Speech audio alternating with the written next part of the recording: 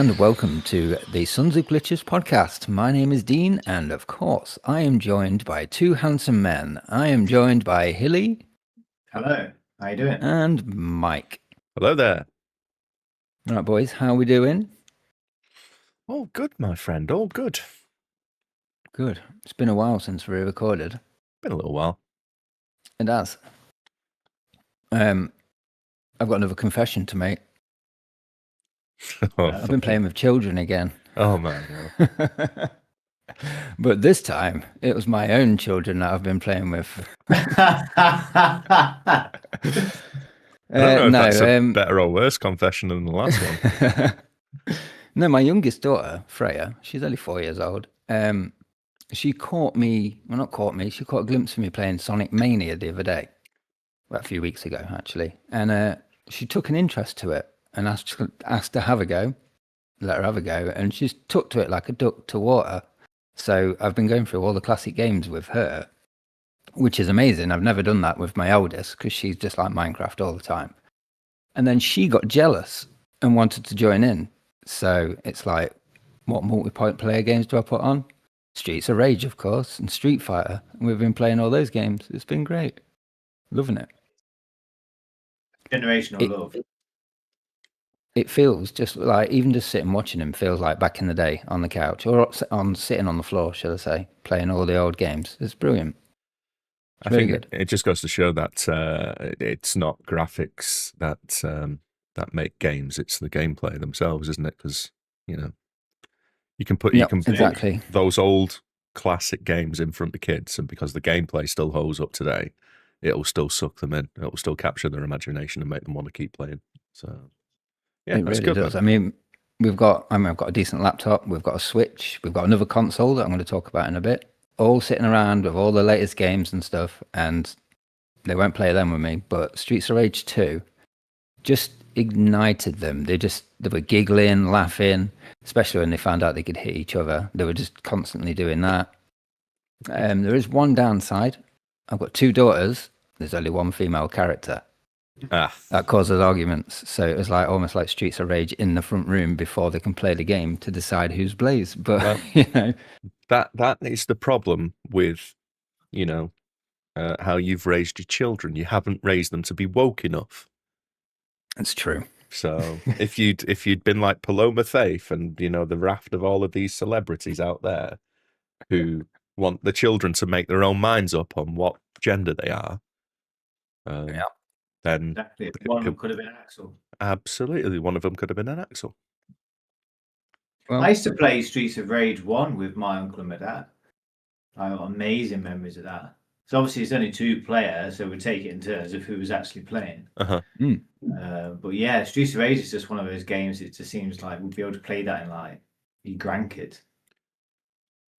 It's good. I never used to be into Streets of Rage back in the day because didn't have any mates to play with. So I just found it a bit boring just walking right and punching stuff. But I can see the multiplayer side of it now, and it's great. Just smashing the buttons.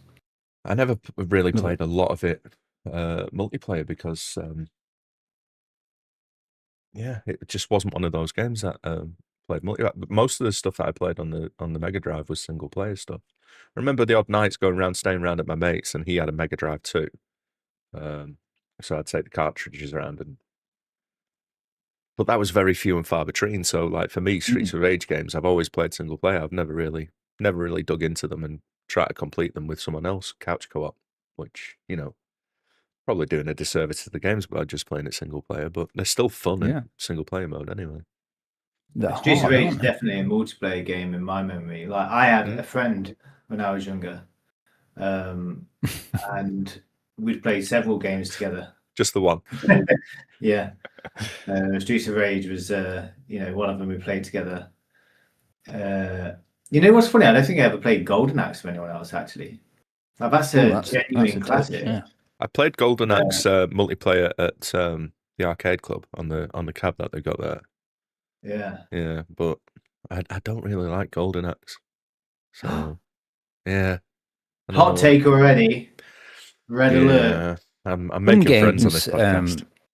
Some games just don't work as well as they used to, or like I don't understand how we got on with the games because I put Micro Machines on, a classic multiplayer game. You know, everyone loves it, and they didn't really get what was going on, and it's too fast and stuff. Now they are only young, but I mean, I was only young when I played that, and I remember playing it a lot.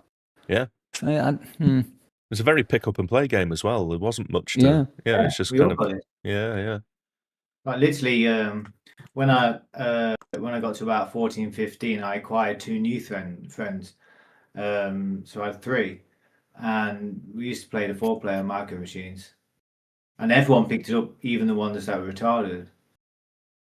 Yeah, well, exactly. But my daughters are obviously more retarded than that guy.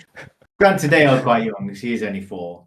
Yeah, exactly. It's just a bit too fast and a bit too twitchy. If you remember the steering, it was like quite abrupt, wasn't it, when you press left and right? So it was a genuinely solid game to control. It was a bit like Super Off-Road Racing, in the fact that you just press forward and then up and down, and it takes you around. But Micro Machines, I remember being like a solid game back then. It's just, I think you're just used to it. Most games. Yeah, probably, or the lack of anything else to pick up and play. I think it was one of those though. Once you learned the tracks, and you got the hang of the actual timing of how long it took to actually turn the car one way or another, you could get into that kind of flow state with that. And I mean, yeah, it was one of those games that had like ridiculous rubber banding and stuff. But like, if you were playing it with mates, that really didn't factor into it too much. Because the one that I had was the one with the 2 extra. Yeah, it's called the J kart with the 2 extra slots in it. Yeah. Was it? That was a Micro tournament Machines version or something? That's it, Turbo Tournament. Turbo Tournament, yeah. Because it was a different shape, wasn't it? That J kart. Yeah, it wasn't like slightly curved at the top. That's it. Yeah. Yeah. So was this Pete Sampras one as well. That was a J Pete kart. Sampras was great. That was a great game. Yeah. I'm going to get the girls to play that now. I'm just basically going through all the old games that I used to play with my next door neighbour, or should I say, watch him play his brother at, and basically trying to go through all them. But yeah, it's great. Nice. I did put Street Fighter 4 on for him, but that just caused World War 3, so I had to turn that off after about 4 matches because that was destruction in the front room. That was, but it was a good laugh. But yeah, that's basically what we've been doing for the last couple of weeks. Anyone been doing anything else?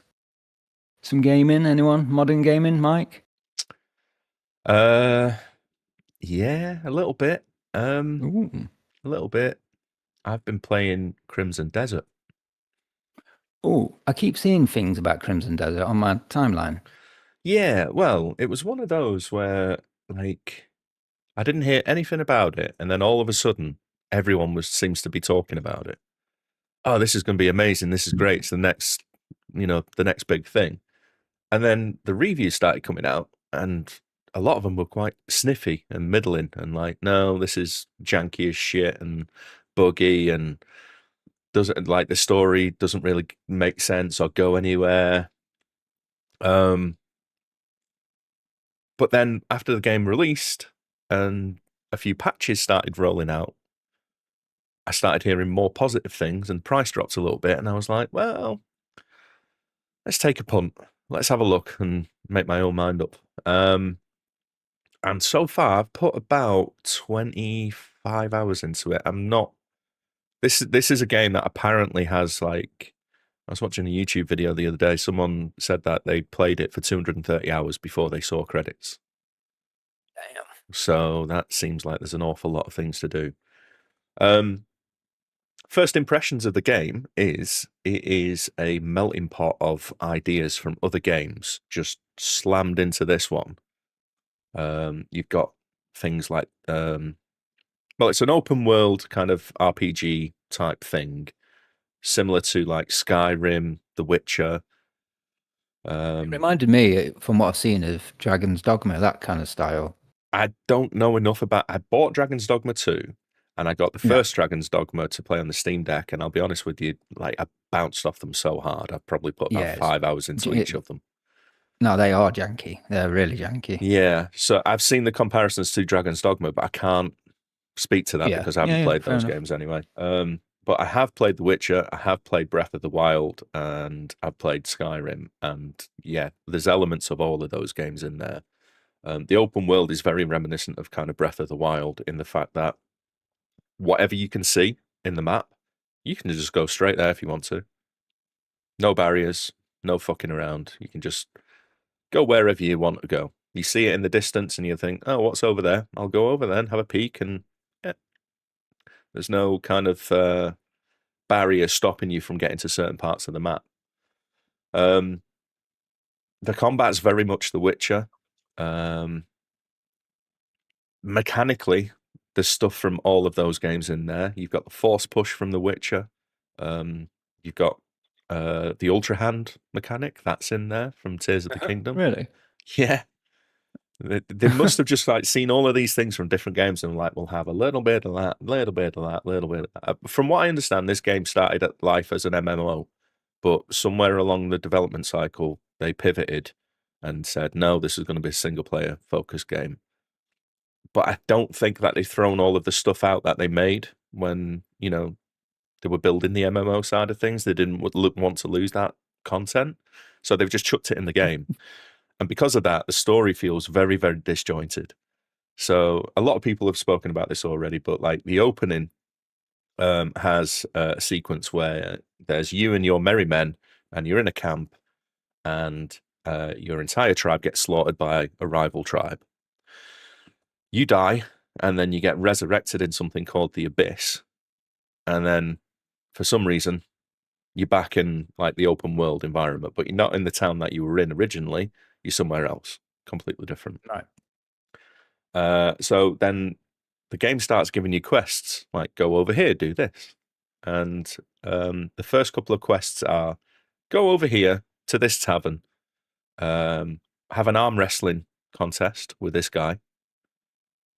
And then after that, go over here and you see a building on fire. You go and talk to the people outside of it. And they're like, oh no, the house is on fire. We really need to do something about this.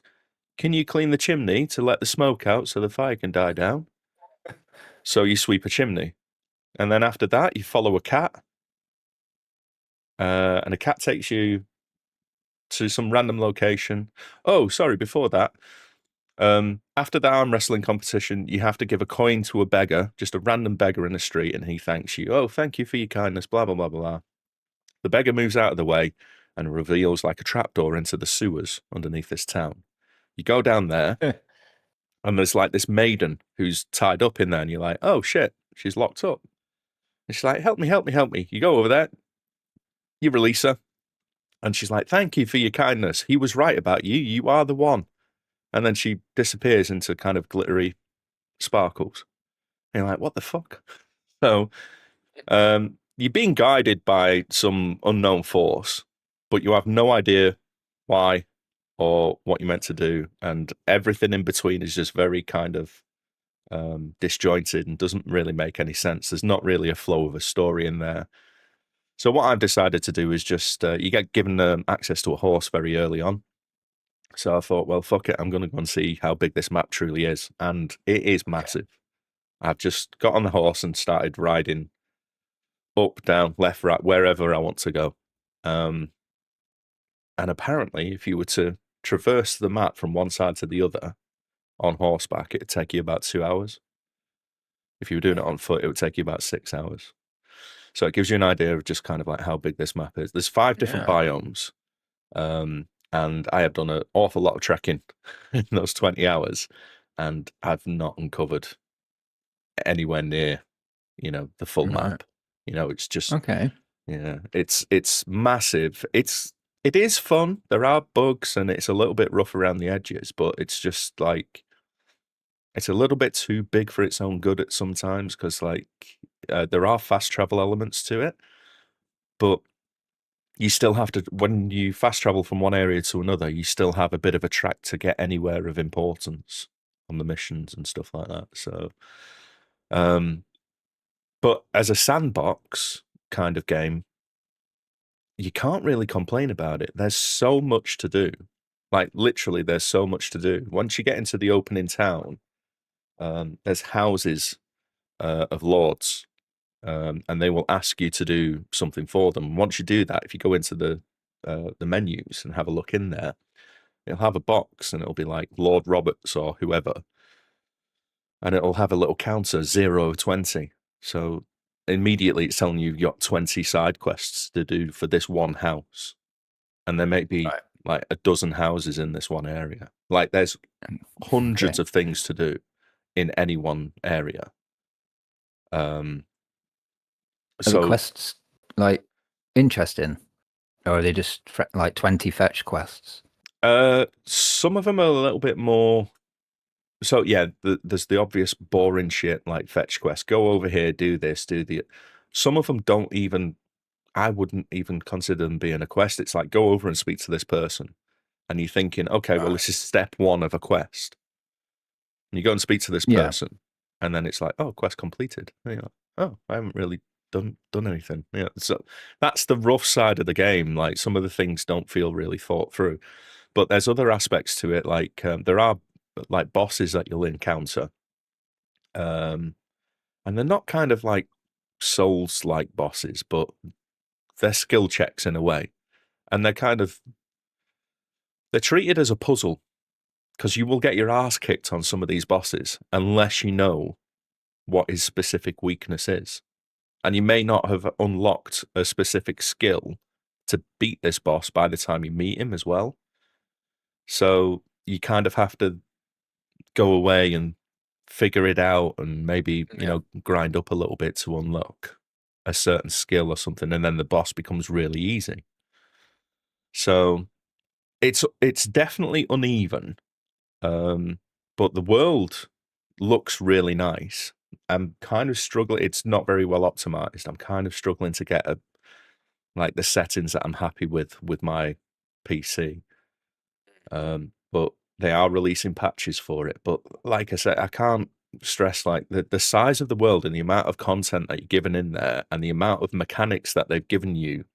Granted, they are copying liberally from other games. And they're not executed as well as those other games as you might expect, you know, because they're not like the Ultra Hand thing in Tears of the Kingdom is like the key aspect of that game. That's what the whole game's built around. But this game isn't built around that one aspect, so it's not as refined as the Ultra Hand in there, but it's still that kind of thing. I don't understand why people are hating on it so much, because it's perfectly fine. And if you want a game to get lost in a world like you did with Skyrim or something like that, you can definitely do that with this game, 100%. Because Skyrim wasn't a perfect game, but everyone seems to love that. But that was kind of a broken, buggy mess as well. Arguably still is. But yeah, so yeah, Crimson Desert. Not quite as bad as what people make out, not as good as what others make out, but it's definitely worth a try if you see it on a sale or a good deal for it, because there's lots of content in there.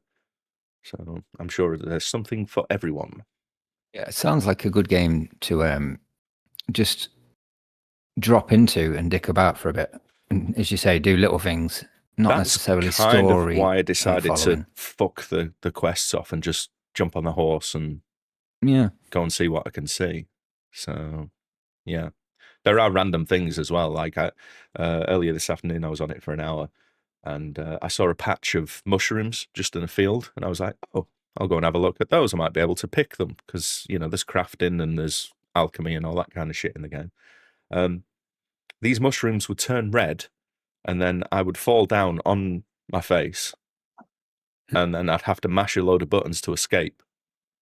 And I'm like, what the fuck is happening? So these were like, you know, malevolent mushrooms that kind of paralyze you, make you fall flat on your face and like kill you. So very weird. Very weird game. Yeah, and I've not even scratched the surface of it. But yeah, Crimson Desert, give it a look.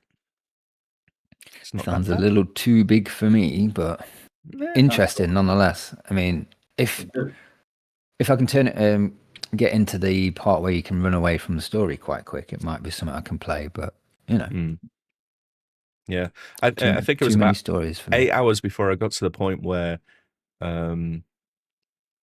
mild spoilers for the game, but some of the people you thought died in the opening aren't necessarily dead. And you kind of go and round them up, and then you get given access to your camp, your area where, they all congregate, and you start planning your next move kind of thing. And that took me 8 hours to get to that. So, like, you could easily say that the tutorial aspect of the game is around about 8 hours long before you're let loose to actually go and do whatever the fuck you want in that world. That You've got to might get be the gang back together.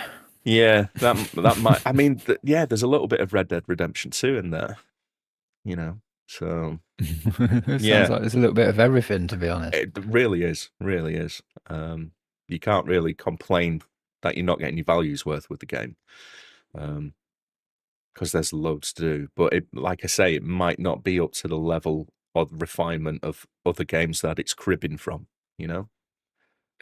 But I'm having a good time with it, so. Yeah, pretty good so far. The only other thing I've been doing, amongst my other kind of like regular gaming bits and bats, is I've been playing with my new toy, which, for those watching the YouTube, Lovely. I'm holding up in front of my face. I have purchased the AYN Thor, which is It looks beautiful. It's a very nice little device. It's not perfect, but I'm quite happy with it. For those that don't know, it is a portable Android clamshell dual screen emulation device, which is kind of marketed towards, people who want to discover DS and 3DS with the dual screen. It's got, that layout. You can use a stylus on it because the screens are capacitive. I've used. Is the bottom screen squidgy like on the 3DS? No. Ooh. Okay. They're both glass fronted. They're both 1080p screens, but obviously because the aspect ratio of the smaller one is like more square, it's 1080 by something weird. I can't remember. I don't have the specs in front of me. They're both OLED screens and they're both glass topped. Nice. Yeah, so the touchscreen elements is capacitive rather than resistive, like on the original DS. Okay. With the squidgy screen.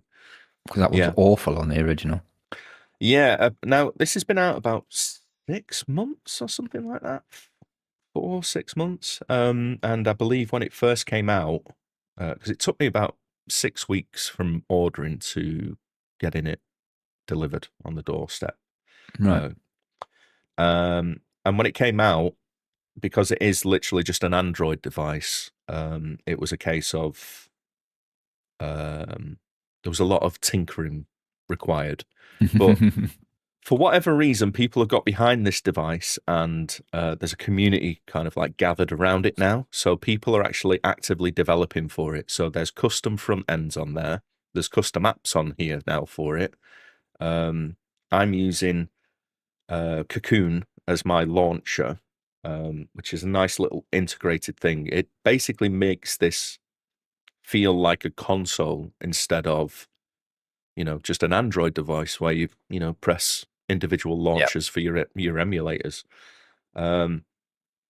It's a faff. I kind of made a mistake because this is my first dedicated emulation machine. There was a lot of setup and I didn't know what I was doing, so it was a lot of going down rabbit holes on YouTube. Yeah. Retro Game Core came in clutch with that. He's got like a 2-hour tutorial on setting this up, from scratch. Yeah. If you've ever got any Chinese device, Retro Game Core on YouTube, he's done tutorials for it. The guy is a wizard, and his tutorials are good and clear and concise as well. So. Yeah. Basically, I sat down and I was like, right, I'm gonna dedicate 2 hours just to following this because I was getting nowhere by doing it myself. I managed to get my games on there, managed to get certain things on there, but certain things just wouldn't launch, or when they did launch, they were broken. They weren't working as I was hoping they would. So yeah, sat down, followed his guide. It's an expensive device, but it feels worth it, I would say. I haven't got buyer's regret, Okay. which I would normally get if I feel like, oh, it's not up to expectation. I got the max version, which is like the top end version because I'm that idiot who does that shit. So it's got a terabyte of storage in there. It's a Snapdragon 8 Gen 2, so it's a pretty powerful chip from what I understand. I don't know though Android specs all that well. So far, this will run anything I've thrown at it up to the Switch. Nice. Emulating, dependent because obviously Xbox is not it's not really fleshed out. Same for PS3. The emulation scene on that isn't quite where it should be. But everything else is running really nice. I've got all the, everything you could hope for. I've just downloaded another pack of stuff that's got like Amstrad, Atari ST, Amiga stuff, Commodore 64. Nice. I'll probably chuck them on there just to have a mess about with them. But yeah, all the basics are on here. PlayStation 2, PlayStation, PSP, Vita, Neo Geo, all the Nintendo stuff from the NES, SNES, 64, Cube, Wii U, DS, DS3. They're all working perfect. Have you played any DS games on it? I've played a couple of DS games, but I'm more interested in playing the 3DS stuff because I've not played those. I didn't have that system. Right. So I have played a bit of Kid Icarus Uprising. Okay. That's actually a pretty fun game. So, it's kind of like a on-rail shooter. You use one of the sticks and the top screen for your character. It moves around very similar to like Space Harrier or something like that. And you aim and fire by using the stylus on the bottom screen. So that's pretty fun. And it looks like incredible. Obviously, emulating, you can bump the resolution up a little bit as well. I'm actually starting a playthrough of Ocarina of Time 3D. Ooh, nice.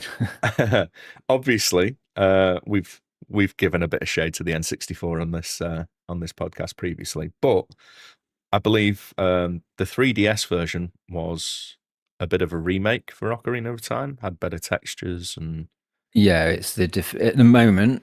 News pending. It's the definitive version to play the 3DS. Remade it. Yeah, apparently there's a Switch 2 version coming. Very apparently so. Hopefully in the engine of Tears of the Kingdom. I mean, obviously, with this being like just an Android thing with OLED, it doesn't do the 3D effects. That goes without saying. But for anyone out there who might be, it's just standard 2D stuff. But it plays the games really nice. Once you've got everything configured, I can't stress that enough. There was a lot of fucking around with this one. But yeah, I'm really digging it. I tried playing The Thing, like we said we were going to do. I tried playing that as well. Yeah. The downside, it's not a perfect device, like I said. The downsides are it's a little bit small in the hands for me. And the corners are a little bit sharper, like in your palms here, than what I would like. Like for extended play sessions, it can get a little bit, they're a little bit too sharp just because of where it sits in my palms. So that's obviously going to be user dependent on that. You can get grips. I did try ordering a grip from AYN when I ordered this. So I literally ordered them a day apart. This took 6 weeks to get to me. And by the time this got to me, the accessories pack that I ordered from them, which included a carry case, screen protectors, a CPU printed grip, that hadn't been shipped and it was still down as pending. So I got in touch with them and I didn't get any reply. And I was like, okay. So I cancelled the payment and then they got in touch. Oh, sorry for the delay in the reply. Yeah. So that was a little bit disappointing from that aspect of it. But obviously, if you're buying something from China, you kind of, buyer beware. So I ordered. There's a website called Droix, Droix. Yes, I know it. they sell these at a bit of a markup, and they also sold the accessories pack. So I ordered through them, thinking, great, it'll get here a little bit quicker because it said, within 3 days. Yeah. Same thing. I placed an order, and then the next day or two, I went because I was like, oh, I've not heard anything yet. Let's check the status update. And the product page had been delisted. Sorry, 404, this item is no longer available. So I sent those guys an email. What's going on? Oh, it's dependent on the stock from AYN. So, yeah, that's a little bit disappointing because it is a relatively niche device. It's not a case of, at the moment anyway, you can't go and buy any accessories readily from where you would normally go, like, and Amazon. I would look on Amazon for a case for a 3DS, and you're going to find hundreds of the fucking things, but you can't do that with something like this, unfortunately. And you'd think, as you say, it's a niche device, and anybody who's buying that is going to buy the case because they don't want it to get scratched. It's expensive. It's expensive, as you say. Exactly. Yeah. So just make the same amount of cases as you've made units. It's not difficult, right? I think they've probably been taken by surprise as to how popular this, because this is great. Gaining traction on. There's loads of videos on YouTube about this device now. Yeah. And I, when I bought this, it was batch 3, back order. Yeah. I think it's up to batch 5 or 6 now. And unfortunately, they have increased the prices of these devices because of the RAM shortages. Yeah. So that has had an impact. I think that, so when I purchased this, it was $459, I think it was, which on the conversion rate at the time, it was like 393 quid UK. Yeah.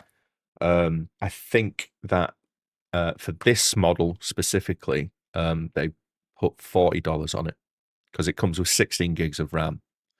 And a terabyte of internal storage. So I think, it's a bummer that it's gone up, but it could have gone up by more. So $40 seems relatively reasonable when you look at how much, like, let's say, for example, what we've seen in the news this week about PlayStation putting their prices up.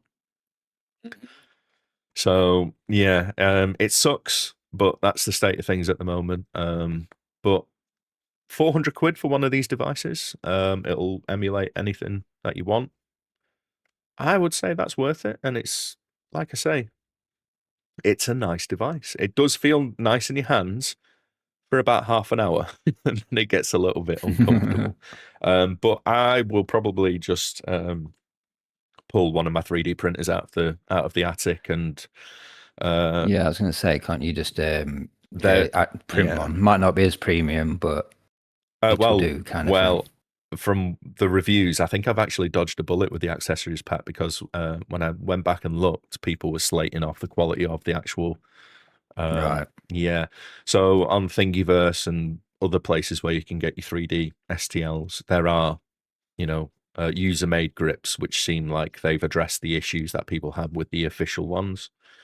But I would have liked to have had the actual carry case because that looks like it was decent enough, even if the grip is not quite up to par. Yeah. But I'm happy. I'm happy with it. It's a nice little device, and I am getting into games that I have missed previously on like the 3DS and the Wii U and stuff. After you've finished Ocarina of Time, if you want some more Zelda, A Link Between Worlds on the 3DS. Got it. That's one of the best Zelda games I've played, that is. Yeah. I don't know how it'll work because one of the mechanics involves 3D. Okay. I don't want to spoil anything. It might get away with it because you don't have to, it's not the actual 3D effect you need, it's the 3D slider. So I guess you could bind that to a button off, like a toggle button, it might work.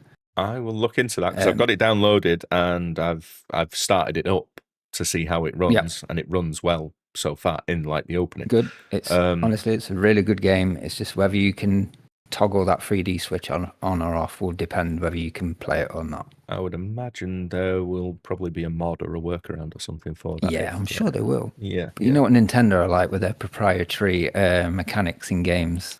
Yeah, but you know what us pirates are like with our workarounds. So, yeah. Exactly. Yeah. Exactly. Cool. But yeah, it looks nice. I'd like one of those. I went with Definitely. the rainbow version as well, just because I liked the look. Apparently, the most popular one is the clear purple plastic one, but I went with the rainbow one because it's got the SNES color buttons. Yeah, nice. So classic. Yeah. I'm just going to tag this onto this because it's kind of relevant. Sorry, Hilly, I know you've not said anything yet, but I got a new console as well. It was my birthday last month. And out of nowhere, I've never asked for one. I've never expressed any interest. In fact, I didn't want one, to be fair. But my missus bought me a Switch 2. And we had a Switch 1 anyway. We've still got the Switch 1. The kids play with it. And yeah, she gave me a Switch 2 for my birthday out of nowhere. Like, we never really do extravagant presents. And it's like, pretty awesome. Nice one. Cheers, Very babe. nice. Very nice. Many happy returns for last month. Thank you. The Switch 2, I think you've got one on your mic. I do. They're very nice in the hand, aren't they? They feel really nice compared to the first Switch. Yeah, yes, they do. Yes, that is true. I just wish there was a bit more of a curve on the back. I've got used to the Steam Deck and it's very thin, isn't it? It is very thin. Yeah. But I did notice that the other day. Actually, I was sat playing for a long time, and I was kind of like wishing it was a bit fatter. Yes, something a bit more to, But I think one of the key things about the Switch is its portability. You can literally just chuck that into a bag and away you go. Whereas with the Steam Deck, it's a faff because like the case on the Steam Deck pretty much doubles the size of the deck, and it's not a small device to begin with. So yeah, it's not. How are you finding the buttons? Because obviously the Joy-Cons are a little bit bigger as well, aren't they? They are. I like them. I've never had a problem with the Joy-Cons anyway. I've not got massive fingers, so I've got long fingers, but not fingers. So I'm all right with small buttons. I don't mind that. But do you know the thing that bugs me about the Joy-Cons, and it was the same on the original Switch, is the proximity of the sticks to the buttons. I wish they were a little bit further apart because, especially. Say again, Matt. I noticed that as well. That's always been one of my complaints of the original Switch. Yeah. I feel like the sticks are too close to the buttons on the right hand side when you're trying to actually do something intricate button combination wise. Yeah. It's in the way. At least it is for my fat thumb. But I find them a bit too vertical. Like they're straight above each other rather than like being slanted in where your hands sort of naturally sit. It's a bit more upright, which obviously because they're clamped on the side of a screen, so they can't be too. Otherwise, it'd be like the Steam Deck and massive. So yeah. I guess it's a compromise to get, as you say, and also they work on the side as well, so so the buttons kind of need to be. I don't know. Yeah, it just I can see why they've done it. Yeah, I can as well, but it feels off a little bit for me. But maybe it's more for kids anyway, isn't it? So it's kind of like, in smaller hands, it's probably not that much of an issue. The other main criticism of the two was the screen. How do you find the screen? Going from the Switch 1, I mean, it's bigger and brighter. It looks a lot better, to be honest. I wear glasses, so screens look great to me all the time anyway. So yeah, but yeah, it's been all right. It's been fine. What the criticisms about the new screen?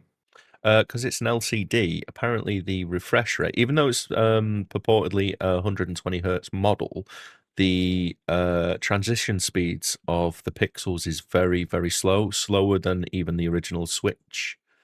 So you can, in certain scenarios, Digital Foundry absolutely slated this. John Linneman on there, he slates it for it. The screen, if there's any fast motion occurring on the screen, you get like a smearing or a ghosting because the pixel transitions can't keep up with the refresh rate. So it's like, the old LCDs where you would see Game Boy. yeah.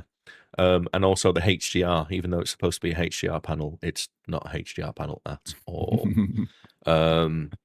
I see it in some games. I don't see it in others. I think it's probably a launch issue with some of the earlier models. Maybe I've heard or read that they've got a different panel vendor for some of the later stuff, but I don't know if that's true or not, because obviously Nintendo are very protective of that shit. Yeah. But yeah, personally, I not like it. noticed. I think it looks good. I What had have you pig's been ear setting playing? it up. Oh, you did. You did. Well, I had to set it up first. So I've used my profile from the old Switch. The kids we all play on the same profile because they don't need to be online and stuff like that. So I signed my profile into the Switch 2, and it says, do you want to transfer your data? Move it close to the Switch. Not a problem. Unfortunately, my daughter was playing Minecraft at the time, so I had to have an argument with her to get her off it. And we tried to do it together, and it just would not transfer my data over for some reason. I don't know why. So I was like, you know what? Whatever. We've got Mario Kart with it. We've got that in the bundle. So we'll try signing that up and see if that triggers it to ask for the profile, log us in. So we did all that and tied Mario Kart to my account. Still wouldn't transfer the profile. And what it turned out to be is, because we were in game on the Switch 1, it wouldn't let us transfer that game onto the Switch 2 because it was still active on the Switch 1. Even though I wasn't trying to download Minecraft to my Switch 2, it was like trying to access all the permissions for the games, and it couldn't because it was still playing. But it didn't tell us that. It just said it wouldn't work. So it took me 4 hours to sort that out before I could actually play anything on my Nintendo Switch 2, which was brilliant. Really appreciated that. That was a frustrating birthday morning. Yeah, I remember you being very, very pissed off about that. I was close to sending it back, to be honest. It just pissed me off. And then I thought I could just make a new profile. Sod it, make a new profile. But I'd already tied Mario Kart to my old profile. So I would have lost that game and then have to buy another one. So fine, I'll just buy Mario Kart again. Let's go onto the shop to see how much that is. Mm-hmm. £70, lads. Yes. I'm not doing that. 70 quid for a game. Do you know what would have solved all of this problem? Not playing Minecraft. Just put in a physical version of the game in the actual bundle as opposed to a fucking code. 100%. Yeah, like this whole thing against physical media is bullshit. I don't like the code thing whatsoever. To the point where, like, anything I buy for the Switch or the Switch 2, if it's one of those cartridges that is just a key code on the cart, no, thank you. No, I'll skip that game. Thank you very much. If it doesn't have the actual code, the game code on there, and I'm not purchasing the game. If it's just Yeah, I don't know. It's very expensive. You're not actually buying anything because, as you say, if they shut the servers down, it's gone. Which they've got form of doing. Yeah, well, yeah. My Mario Kart World Switch 2 bundle, which is printed on the box, is no longer a Mario Kart World Switch bundle, because if I sell it now, they can't have that game. Nope. So that's like a bit of a kick in the teeth if you open that on Christmas. A second-hand Switch 2. Oh, Mario Kart. Oh, I've got Mario Kart. So, but hey ho, yeah, I finally got it in. Mario Kart's good. It's decent.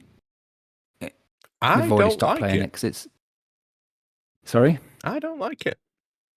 I was about to say we've stopped playing it because it's very similar to Mario Kart 8.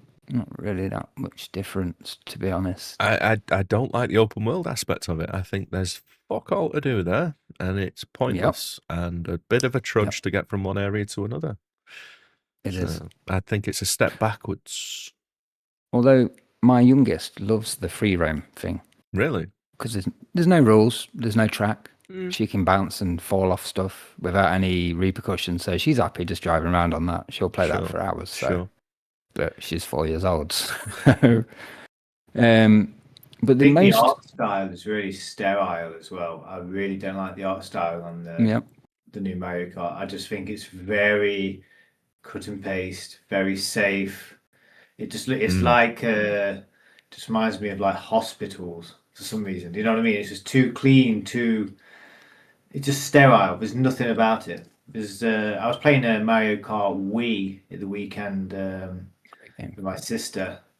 And like that's got a very unique style. So does Double Dash. So does 64. So does the original. So does the Game Boy Advance version. They all had their own quirks, didn't they? Exactly. But this one just looks like I don't know. I just don't like it. It just looks way too sterile. Sterile is the perfect word for it. It's just not my cup of tea at all. I get put off by aesthetics in games. I think the thing that they tried. Yeah, the thing that they tried adding with this one was the rail grinding, wasn't it? And I just don't think it's as much of a game changer as what they think it is. No, it doesn't really add anything. You just grind it on a rail. Yeah, which and getting a boost. Yeah, it isn't. It's not.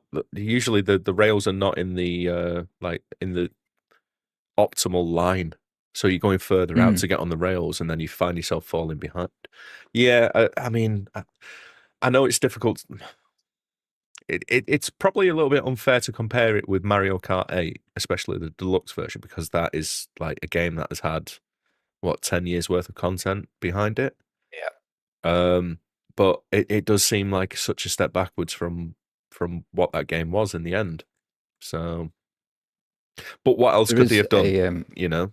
Well, it's true. They could have done it. They could have done a Forza Horizon style Mario Kart, couldn't they?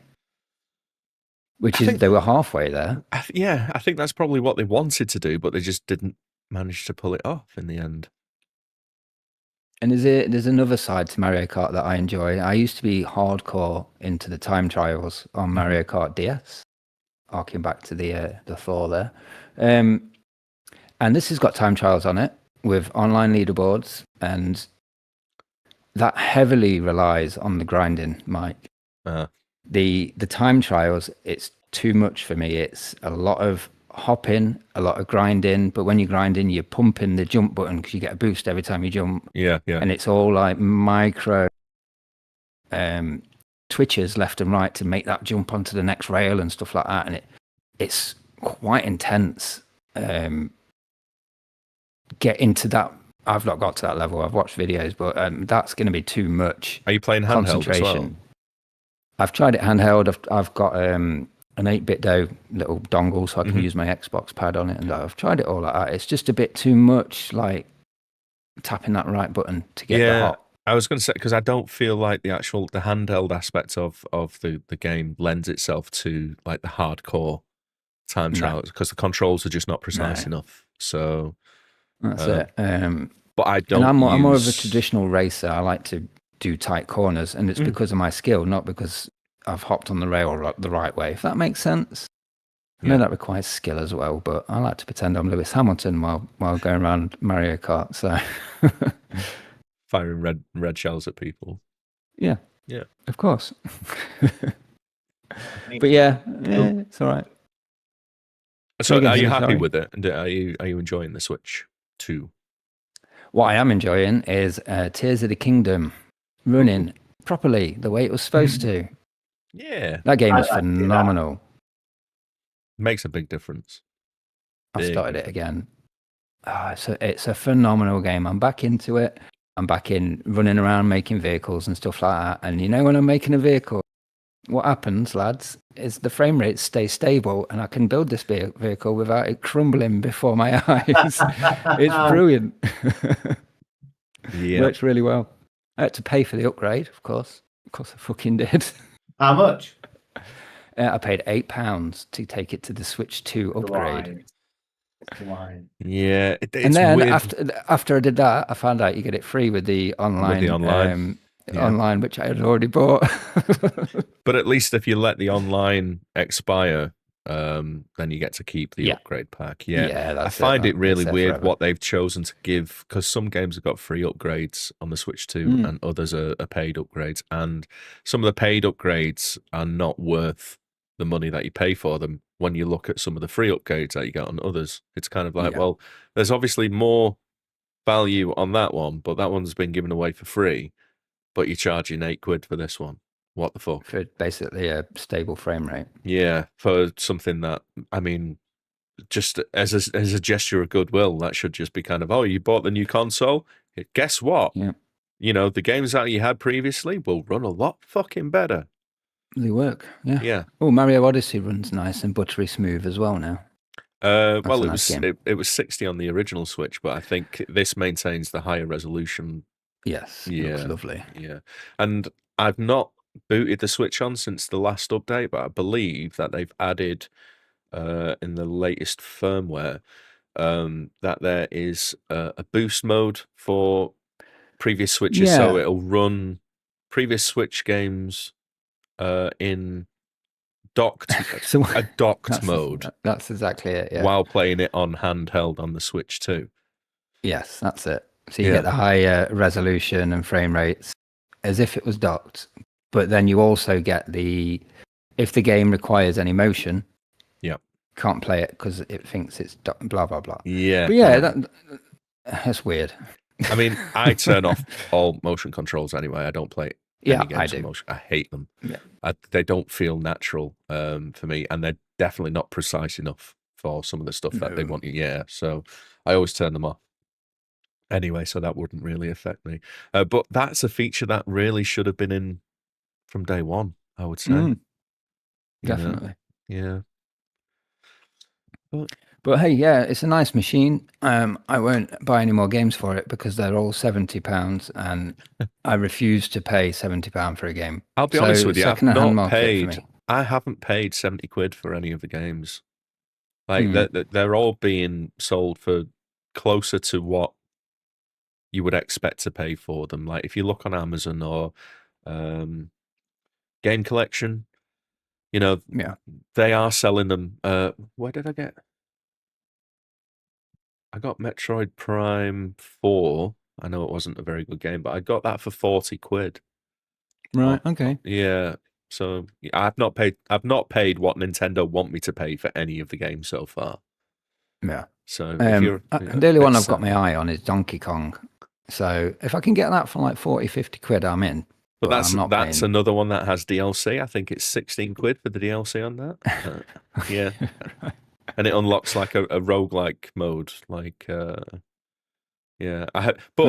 So I tried playing it, and you have to beat the fucking game before you can actually access the DLC. That pissed me off. Right. Yeah. Yeah. So fair enough.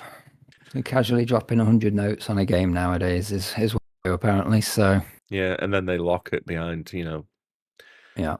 Yeah. Oh well. Modern Someone, games. I read someone mention how much it would cost to unlock everything on the latest WWE game, and I think it's like £1,500.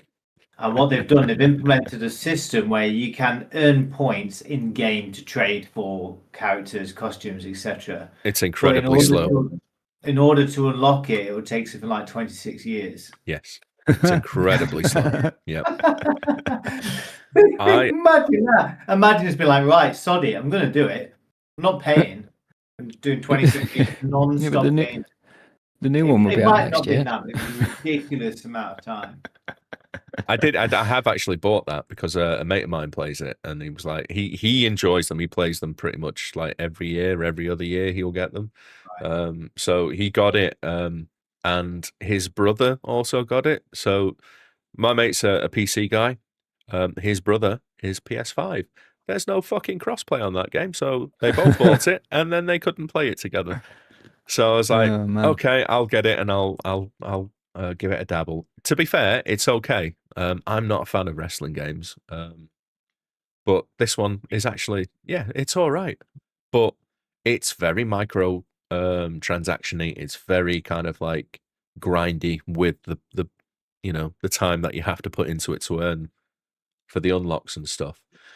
And I think that's partially by design to get you to buy the more expensive versions of the game where certain things are already unlocked for you.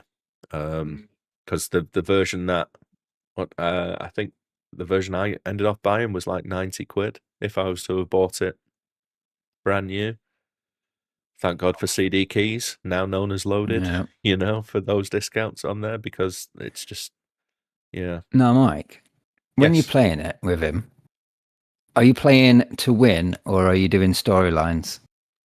Oh, no, we were just playing it to beat the shit out of each other. All right, yeah. Yeah. I know some lads do like set up storylines and they like purposely don't get up when they're not supposed to and stuff like that. No, we're not quite that bad, but it's one of those because I don't really play wrestling games. I was kind of like, like, what do you do? How do I get up on the turnbuckle? How can I do this? And because he's played them all, he was just kicking my ass constantly. So he knew exactly what to do because it's not a button mashy type thing. Well, I mean, it is, but it's not. You need to know where you need to be in order to climb up here or do this and do that.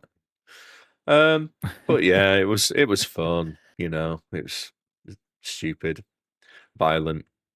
Yeah. Nice. So, Hilly, have you been playing anything? I've been playing mostly multiplayer games in the last month or so.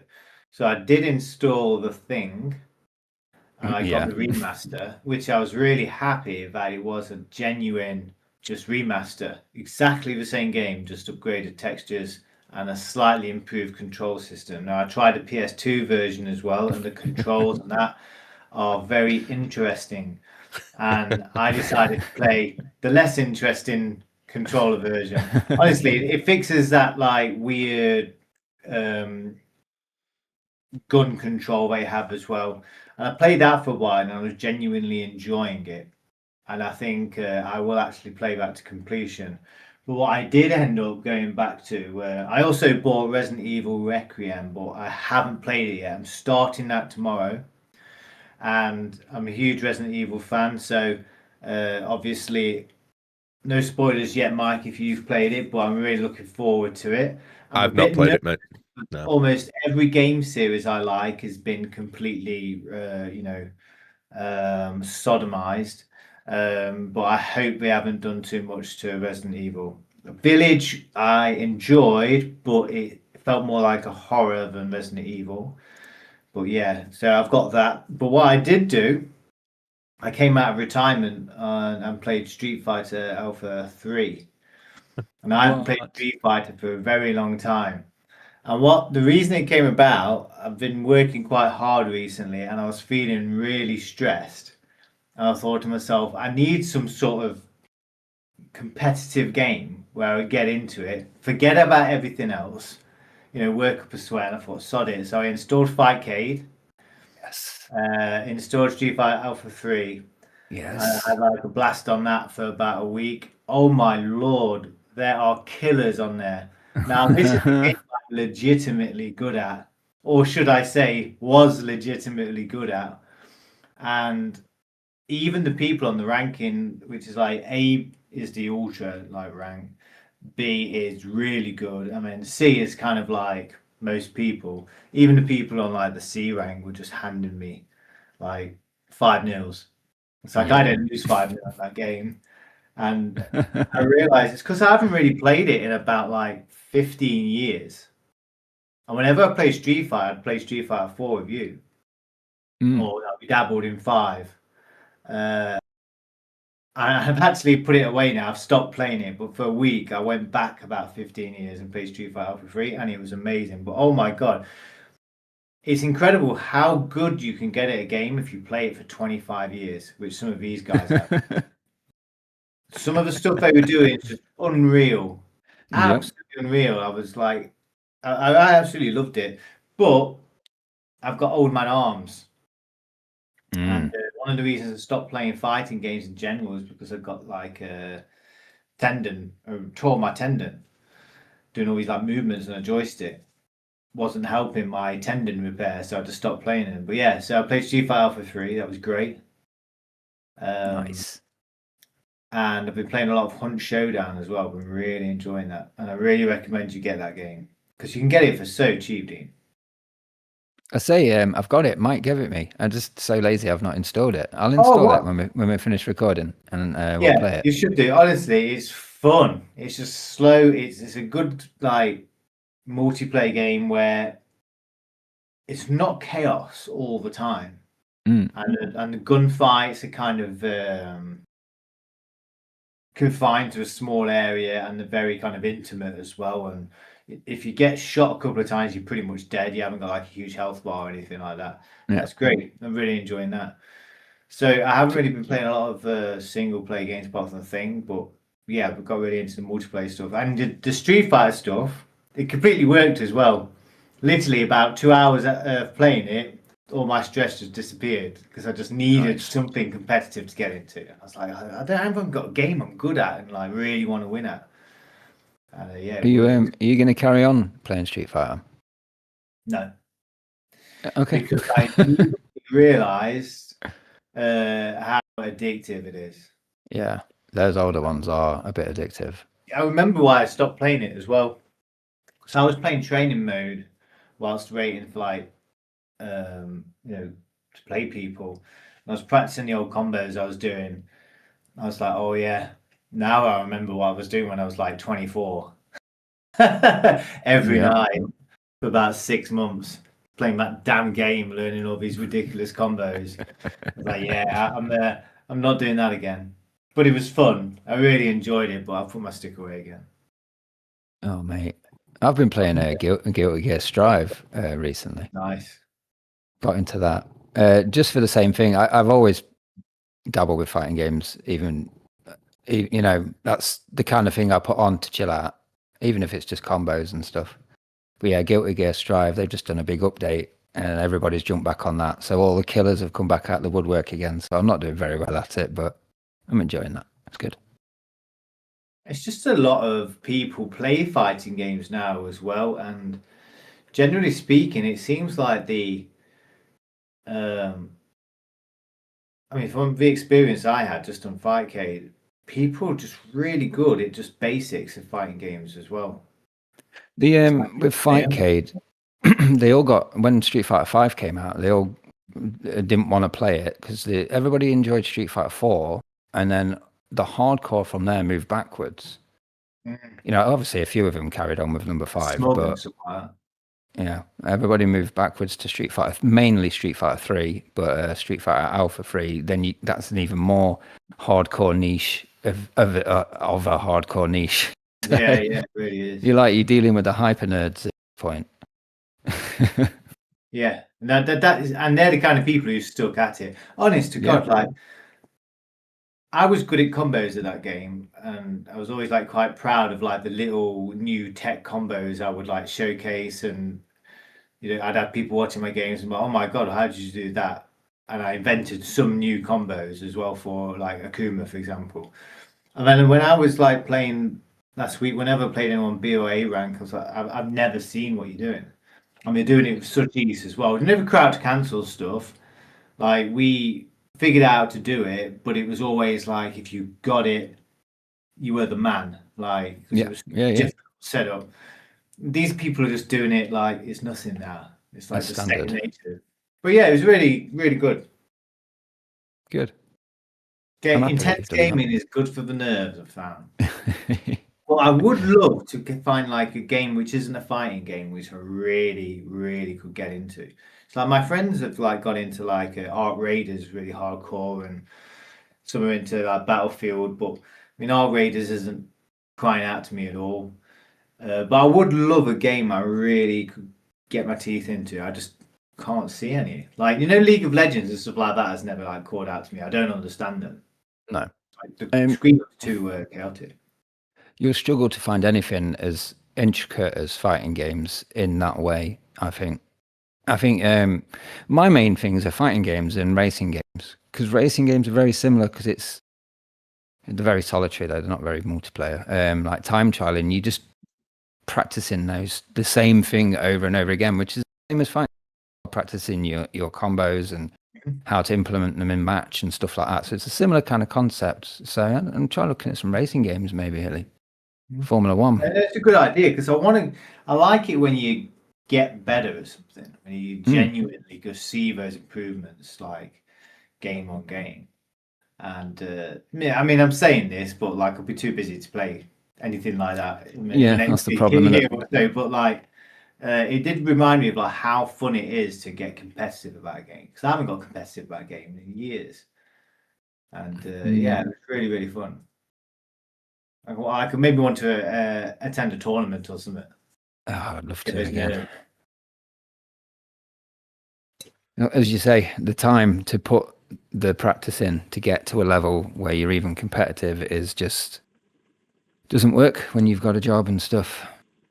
You need to be on it for hours and hours a day. Have you guys seen anything about that? You know what Invincible is, right? Don't you? Yeah. Have you? There's a fighting game coming out at the end this month based on that. Yeah, the beta was on last weekend. This weekend. I watched just in one. I didn't try it. Any interest in that? It looks very. I don't know if you'll understand this, Mike. It looks very Marvel, which is another fighting game that got really popular. It's long combos and chaotic tag systems and stuff. They're really good. They're really fun to play, but you need to learn 3 characters. You need to learn umpteen combos for each character in each scenario, and it's like if you're going to go like Hilly just wanted to get deep, you need to get really deep in games like that. But yeah, it does look nice. It looks good. Yeah. I'm definitely going to try it out. Okay. When you're young, you have that time. You know what I mean? Yeah, you did. And it's not just the fact that you don't have the responsibilities. It's that you've got many years ahead. So you can say to yourself, yeah, I could spend a year playing this one game and getting great at it. Whereas now I'm like, well, there's loads of PS2 games I've never played and I'd like to actually finish them rather than get good at just one game. So part of me would love to just focus on something and get really competitive, but realistically, there's too many story games I want to finish. I mean, the PS1 and PS2 alone, I've been going through them recently, and I've saved about like 200 games I'd love to play. Like, I've never played the original Splinter Cell game, for example, on the Xbox. I'd absolutely love to play that, so that's on a list. But like, I mean, there's like about 4 Metal Gear Solids to play, all these JRPGs. So yeah, there's loads of stuff which really I'd rather get into rather than just like get good at Marvel versus Capcom 4 if it comes out. It's like, I think it's just, I'm just having a midlife crisis. I'm thinking like deep down, like, I used to be good at something like 20 years ago. I'd love to be able to do that again, but the reality of it is, no, I ain't got time to do that. I can never be one of the top 5 in Europe at Alpha 3 ever again. It's over. No, you can't. You're just a filthy casual now. I am just a scrub. You're one of us. You're a scrub, as we're called. Scrub. Get taken to the cleaners. Everyone 5-0s me. That's it. I mean, you don't want to be competitive in Street Fighter 6 anyway. It looks really boring to play. So boring to watch. Boring to watch, yeah. Daigo's about to have an exhibition with what's his name? That lad who's winning everything. Men at RD, yeah. Men at RD, yeah. They're doing the 1st to 10. Yeah. I'm not sure why. I think Mena's going to batter him because I do. Daigo is the king of 1st to 10s in Street Fighter games, but SF6 really isn't a Street Fighter game. Men at RD is just going to slaughter him, I think. Absolutely slaughter him. And I want Daigo to win. I'd love Daigo to win. He's the best player ever. But Menace is going to take it. I know. I don't think Daigo should be doing it because it's going to taint his legacy as the god of Street Fighter, I think. I agree. I think it's going to be something like about 10-1, 10-2. I think it's going to be... The annoying thing, Hilly, is people on the internet are going to go, oh, Men at RD's now the best player in the world because he's beat Daigo. And it's no, not at all. He's beaten once out of whatever, but Daigo's been there since Street Fighter 2, winning consistently all the way through. Yeah, I think he won like 4 Evos in one weekend once. Like on different games. He was the guy, but he's older too. He's just chilled out. It's a shame we didn't have a proper Street Fighter game since 4 for him to like continue his legacy with the rest of them. Yeah, this Mena guy's amazing at SF6. He's gonna I think he's going to eat him alive. He's gonna beast him, isn't he? Yeah, it's going to be really bad. Legacy Rest in peace, destroyed. Daigo. Well, if Daigo cares, he's a millionaire, isn't he? Is he a millionaire, do you think? I'm pretty sure he was a millionaire like about 10 years ago, yeah. I hope Made so. loads of money. Good. He should do. He's done a lot for the fighting game community. So he should do. Not like that one guy who won the first £1 million prize pot and then nobody's ever seen him since. Nobody had heard of him before. He won Street Fighter £5 million and then disappeared again. I don't know if you've heard about this, Mike, but like Street Fighter 6 is one of those games where the traditional players kind of either they play it for money because it pays a lot of money, or they became pro fighting game players, so they've got no choice to play it. But most traditionalists are like, it sucks really bad. It doesn't have that old Street Fighter feel which most of the original games had. And what they did, they put a $1 million jackpot for the prize pot. No, it was first prize, wasn't it? It was $1 million for first prize. Yeah, $1 million for the first prize for the first big tournament of the game. I think about like 4 months after it was released. So obviously you've got all of these players, these legends who had spent all their lives being poor, promoting this game, creating moments on the internet like Daigo Takedo, Momochi, Justin Wong. All of them have put so much time into making Street Fighter what it is. Capcom finally create a big prize pot worthy of all the time and effort that these people have done. Yeah. Some random guy who picked up the game like when it got released. I don't think he even played Street Fighter. Just did nothing but play the game. Won that tournament against all these like legendary players who've been playing it 20 years and just like quit, never played it again. Yeah. But the point being is that the game is so bad and it is designed so anyone can win. It's like a coin for most of it, that anyone can win. A Fortnite player just won the last Capcom Cup, right? So a Fortnite player was like, oh, I fancy winning $1 million. Trained to play like Street Fighter 6 for 6 months, and he's walked off with $1 million. And so it's basically just highlighting how garbage the game is, and that it isn't a Street Fighter game. It's something anyone could pick up, anyone could abuse. So you've got all these people just like thinking, oh, there's free money available here. I'll be honest with you, though. I kind of like that aspect of it because it puts everyone on an unsure footing. It's just kind of, But then it also doesn't make it Street Fighter. It's sure. So it's a fighting game called Street Fighter 6, but it isn't Street Fighter. Sure. Yeah. But like it is funny that these people are just picking it up and winning loads of money and then just retiring. I mean, you would, wouldn't you? I would, to be honest. I mean, let's be honest. If you were to enter into that competition and then you walked away with $1 million, would you do anything different?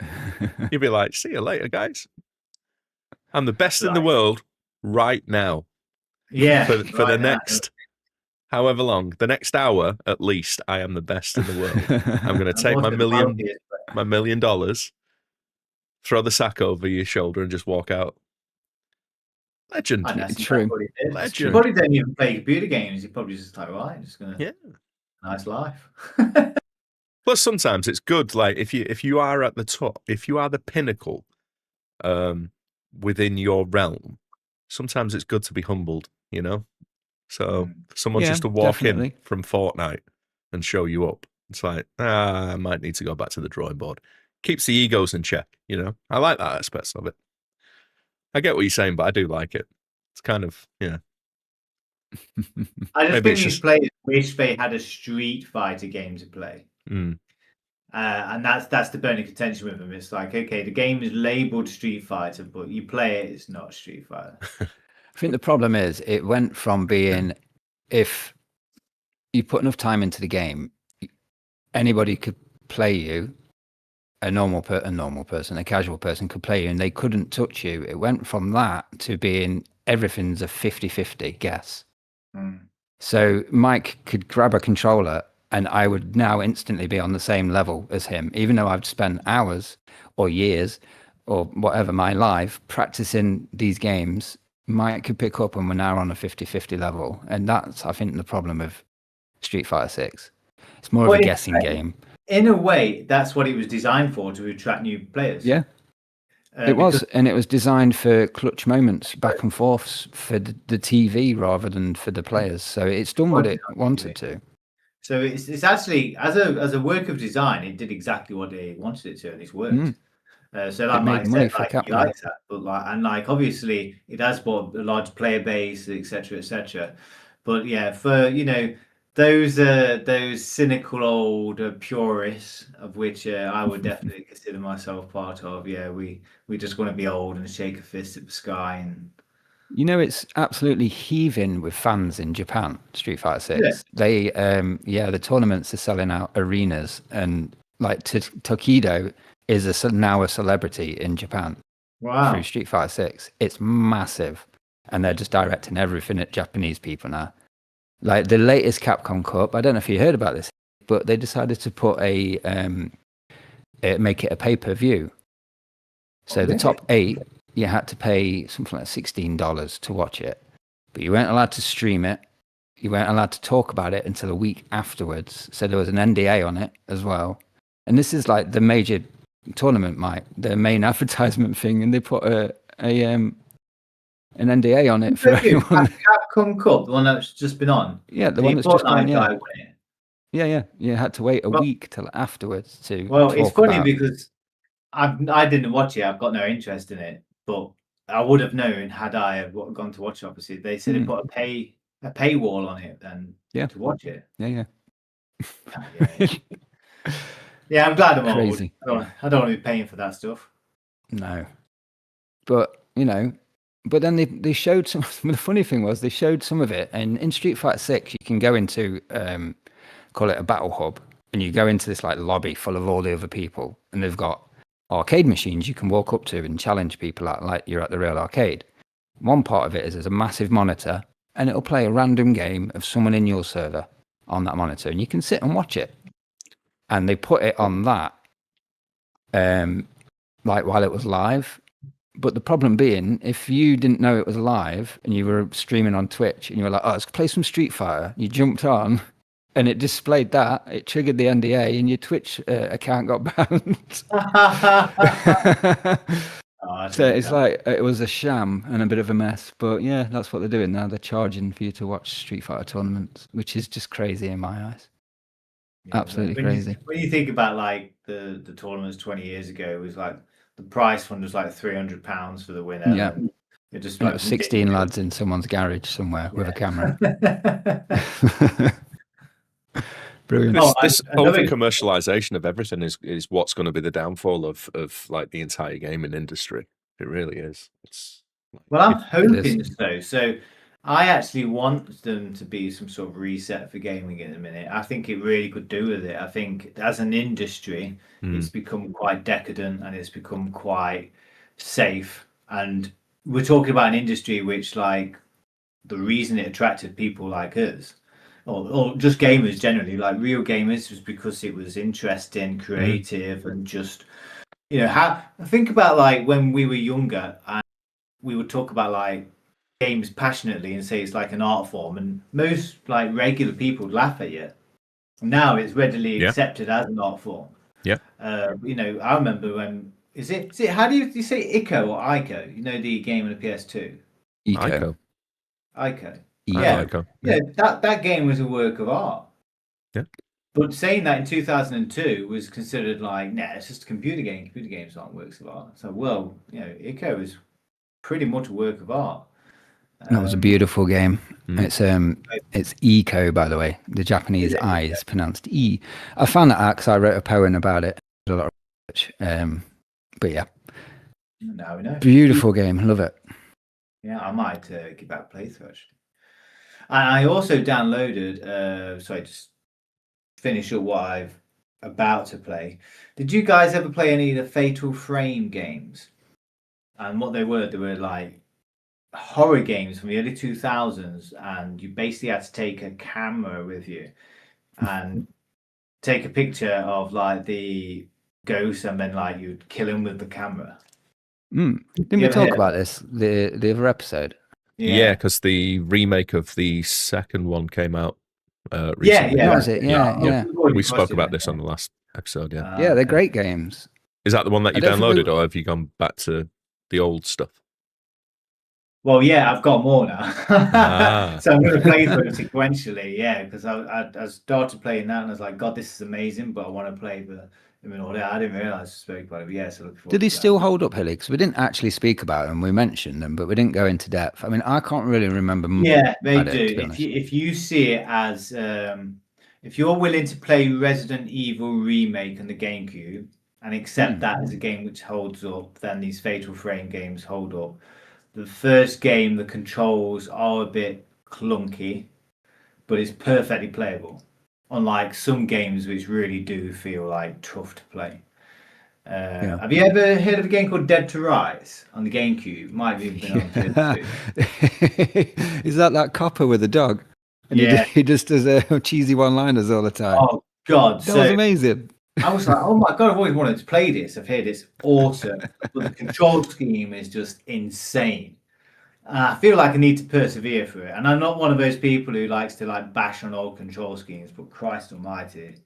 Yeah, it's going to take I forgot about that game. How are you playing this? Like? You might have it. I've never heard of it.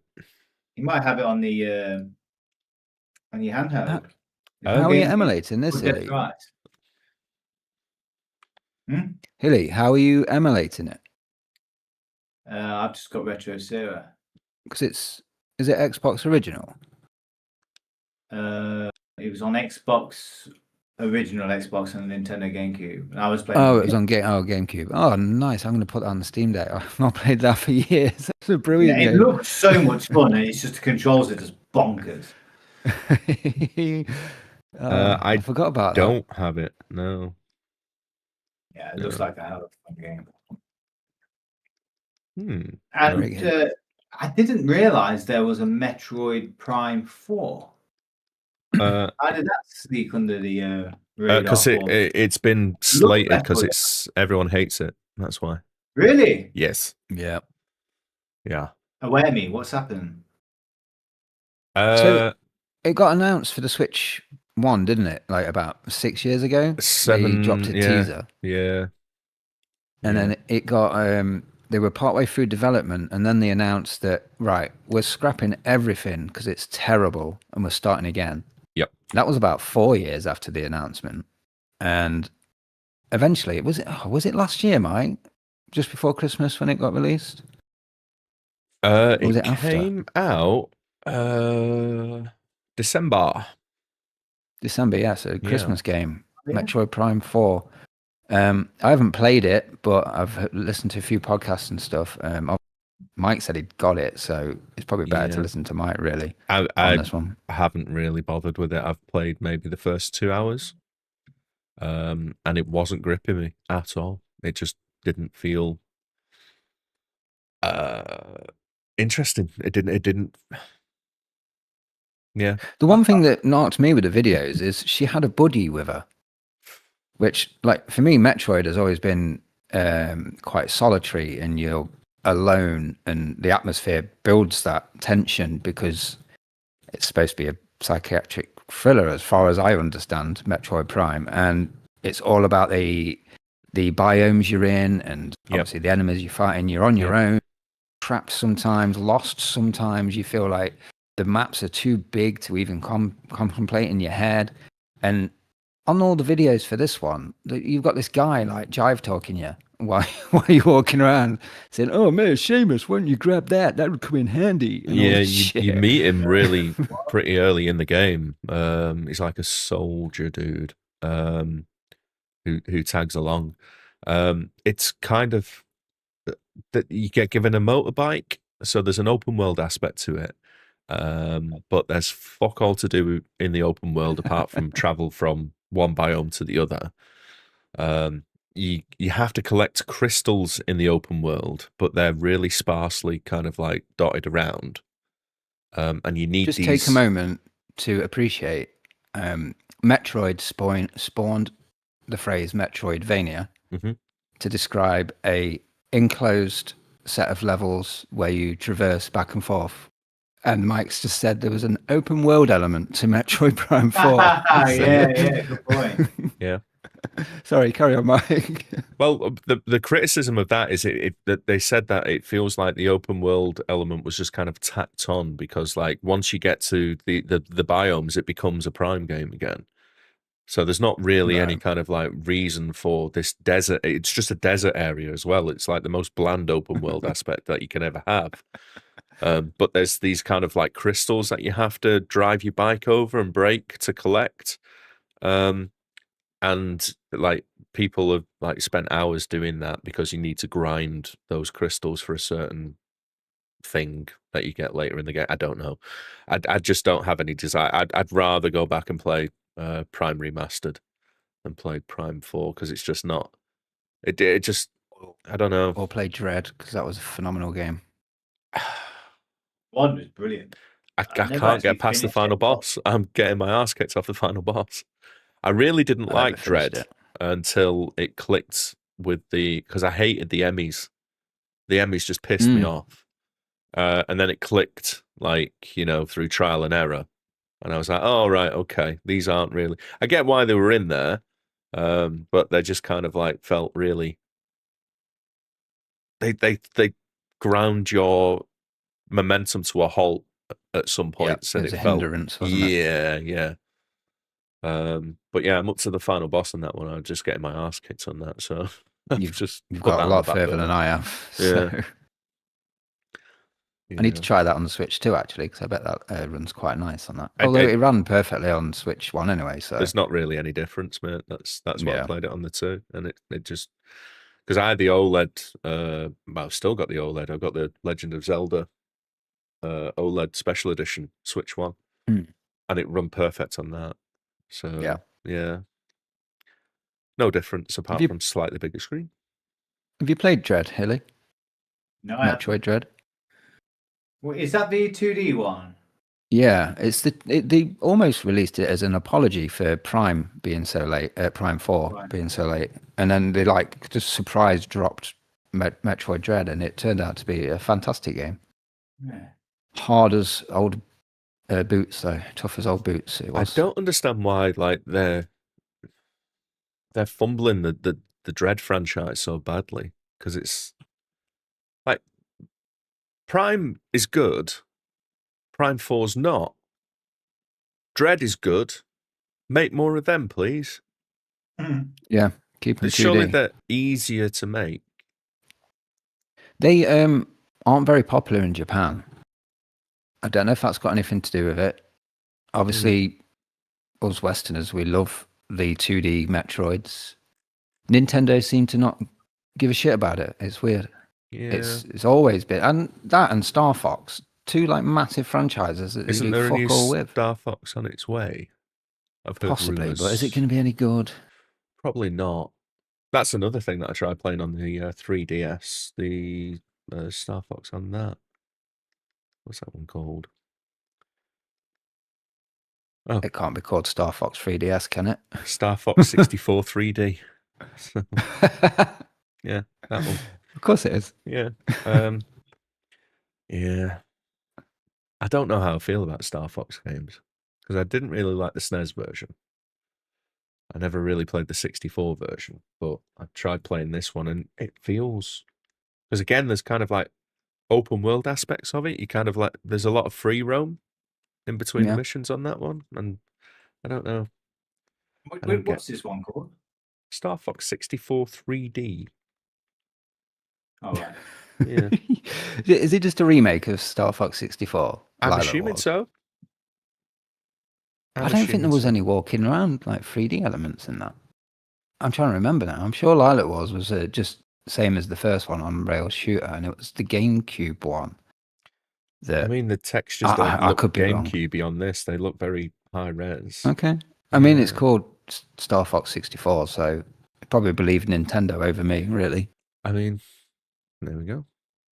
Released in 2011, remake of Star Fox 64, yeah. Okay, there you go. Well, Same as Mike. I've never really been into Star Fox. I thought the SNES one was all right at the time. it ran at Yeah, like well, 3 the frames a 3D second. graphics. Runs Yeah, but like that hell, doesn't it now? didn't matter then. On the playground, it didn't, did it? You know what I mean? When you're talking about it with your mates at school and stuff, it was the best thing you'd ever seen. Great So- soundtrack. as well. Do you know, okay, a hot take here, but some of like even back then, Mode 7 graphics used to hurt my eyeballs. I don't know what it was, but I like it didn't look right to me. Because it's not right. Yeah, I know, but it's like everyone's like, "Oh, the Mode 7 graphics and blah blah blah blah," and like, no, they were ugly. They were ugly then. They're ugly now, and they were headache inducing. Maybe it's just me, but like, any game that had Mode 7 graphics front and center sent my fucking head in a tizzy. I was just like, no, this isn't for me, kind of thing. So What about Guardian Heroes? Now that wasn't Mode 7, but it did loads of like tricks on the Mega Drive, didn't it? Is it Guardian? Gunstar Heroes, Gunstar Gunstar. Heroes, yeah, Yeah. that's on the That made you 3DS feel as weird. well. There's a remake of that That's- on the 3DS, but it's Blast processing. Come on. super scaling as well. Always looked ugly to me. Like all those It was super ugly, yeah. scales. Yeah.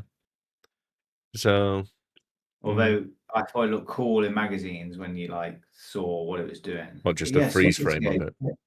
Yeah. Yeah. No, I quite like Mode 7. I thought it had a charm. I did think it was like cheating even back then. I was like, they're doing something here. They're not actually like putting us in the 3D world. But no, I quite like it. Oh well. Maybe that's a discussion for another day. I couldn't afford Mode 7 back then. Yeah. I was still on the Master System. Yeah. 8 bits, baby. But yeah, so last week and a few days ago, I put out a call to action to our listeners for some feedback and questions. And I trust we've had thousands of correspondence, have we, Mike? All positive, no doubt. We've had a bit. We have had a bit. I've had my first piece of fan mail. So this is from Shigeru Miyamoto, if you can believe that. Nice. Yes. Legend. And he Thanks said for listening, Stuart. he said that the only thing that can make this podcast any good is to get rid of Mike and give his microphone to Hilly. Great. Keep up the good work. Thumbs up. Okay. Thank you, What have you Stuart. got? It means a lot. Yeah, absolutely. Coming from It him. means a lot. I'm glad he listens, to be honest. I'm Yeah, amazed him at listens, yeah, after the shit we gave the N64. Yeah. I mean, I gave more than you did, Mike, to be honest. But, fair enough. I'll Mr. take what I Miyamoto. I'll take what I can get. Okay, so onto the proper feedback. Damien Sayers has been in touch once again. He said he really enjoyed the unplanned talk on game development in the latest episode, especially Hilly's insider knowledge and aspects. He says that he remembers getting his Xbox 360 in 2007, and it was an amazing year for gaming. So he is being cheeky and asking 2 questions. Nice. Yeah. So number 1, you're planning an epic gaming session. You can choose 1 drink, 1 savory snack, and 1 sweet snack. What are you boys choosing? Okay. Is this a gaming session on our own or with friends? It says an epic gaming session. So I'm assuming Epic that one. you Oh, got man. rid of the kids for the weekend and your missus has gone away and you have got the couch and the sofa all to yourself and you can do whatever the fuck you like. Okay. Gaming So is related, this- of course. Is this now or in 2007? Because I know what it would have been in 2007.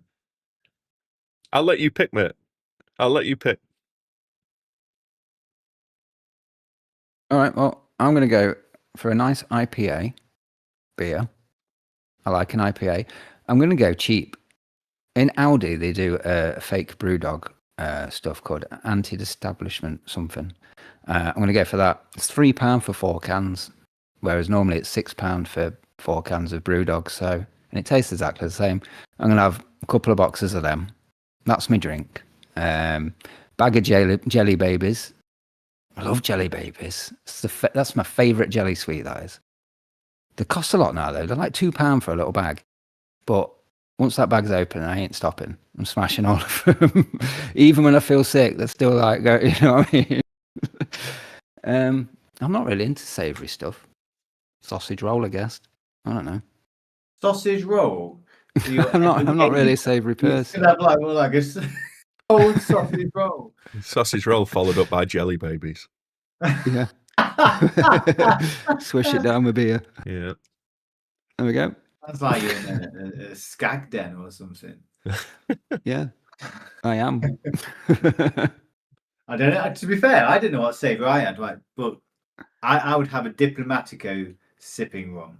It's just really, really nice rum. So I'm going to be the opposite of Dean. I'm going to spend a lot of money to enjoy myself, to eke every last little bit of like fun out of this gaming session. But yeah, I'd have this really nice sipping rum called Diplomatico Reserva, and the sweet would be these amazing caramel donuts from Birds. I don't know if you guys have ever came across one, but like they're full of cream and they've just got the most amazing caramel as well. I'd have 2 of those. And I don't know what. That's like pizza. Like I'm really savoury guy. I honestly have the most boring like food taste in the world. Like Dean can attest to this. Like I literally will just like boil some salmon and cook some broccoli. Yeah. That's it. That's what I live off. And then when I want to treat, I'm just like, yeah, well, it's time to eat something nice. I'm just gonna have a pizza.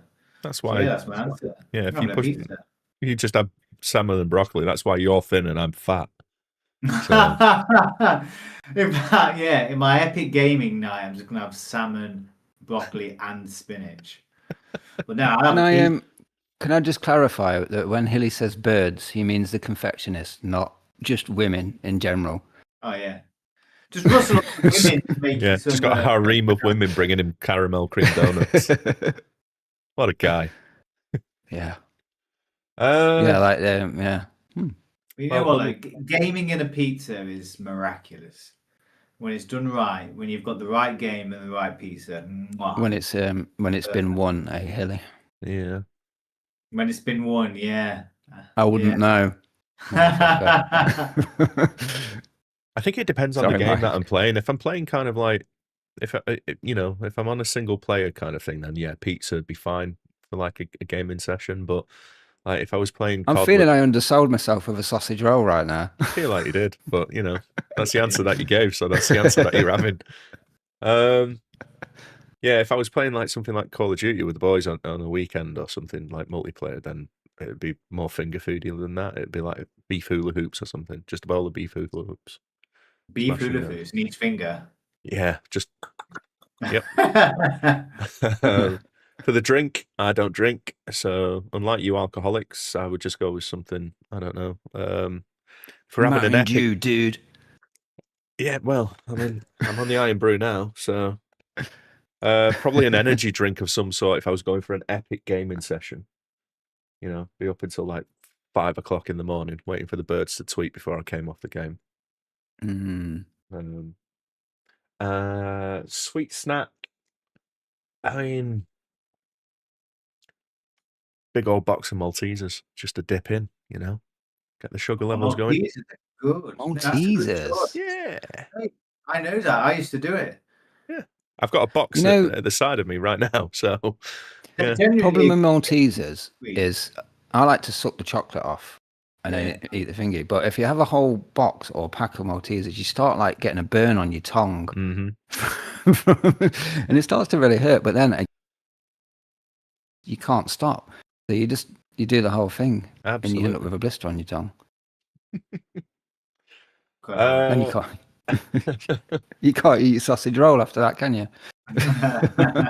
Why would you be eating the Maltesers before? Why would you eat sweet before savoury? because I'd probably be really disappointed with my sausage roll choice and think I won't even eat it, and then get hungry enough to. I look like the question was like, you can have anything you want for your epic game night, and you just pick like a cold sausage roll. and Yeah. A bag of jelly babies. Where's the sausage roll from, though, Dean? Guys. Where's it from?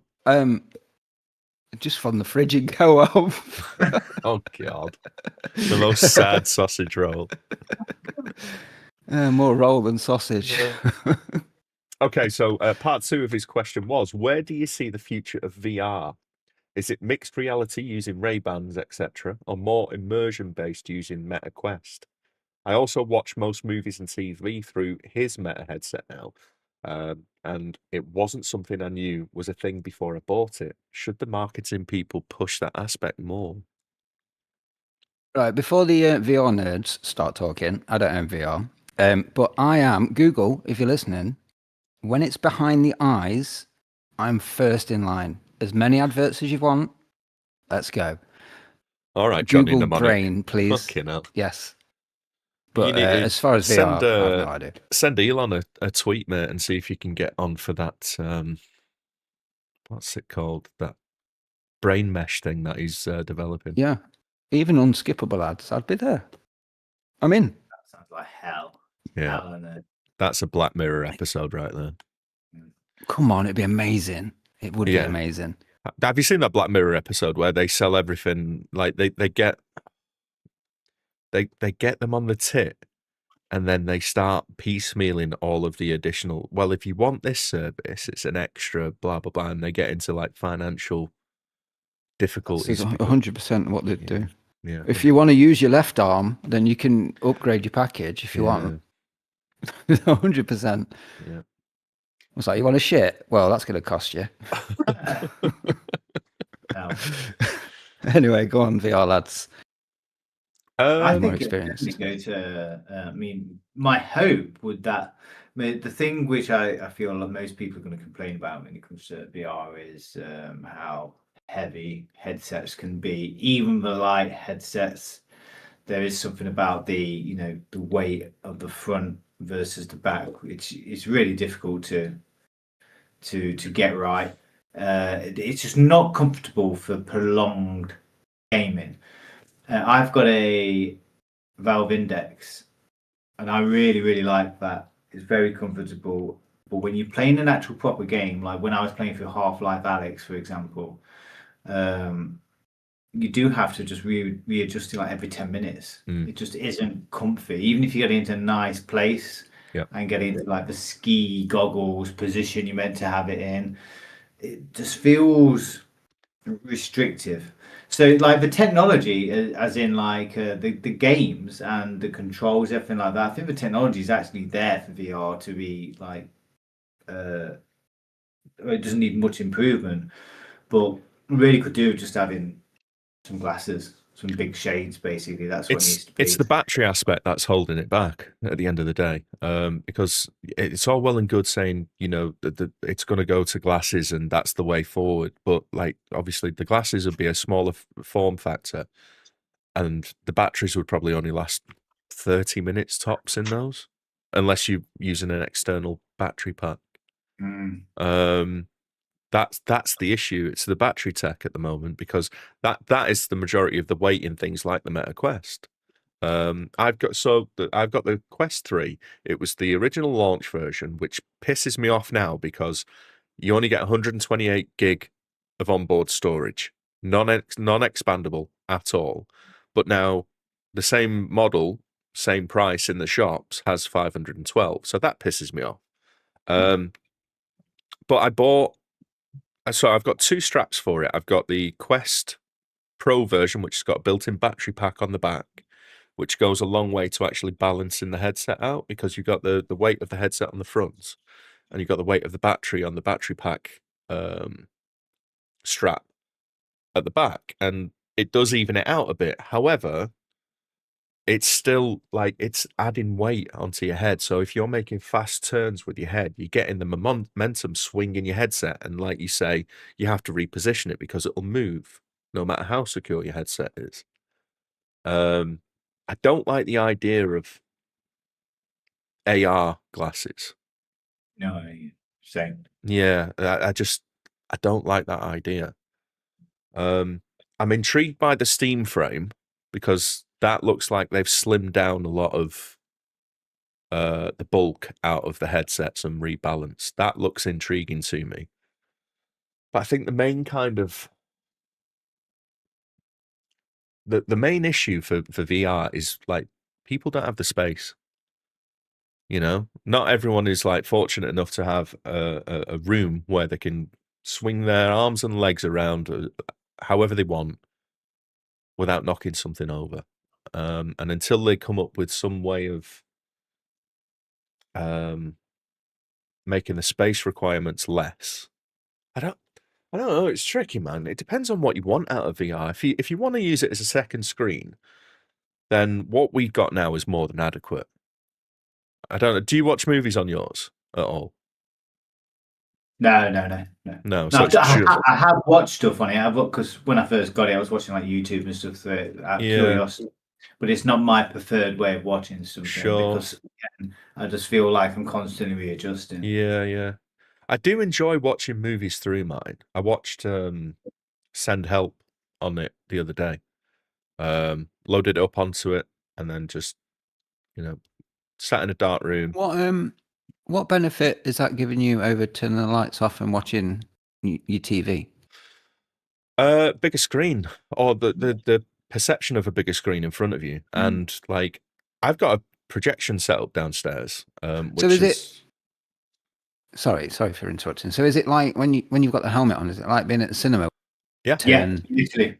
Oh, okay. Yeah, it is. Right. To the point, like in virtual desktop, there are environments that you can switch on, and Right. some of them are literally like auditoriums.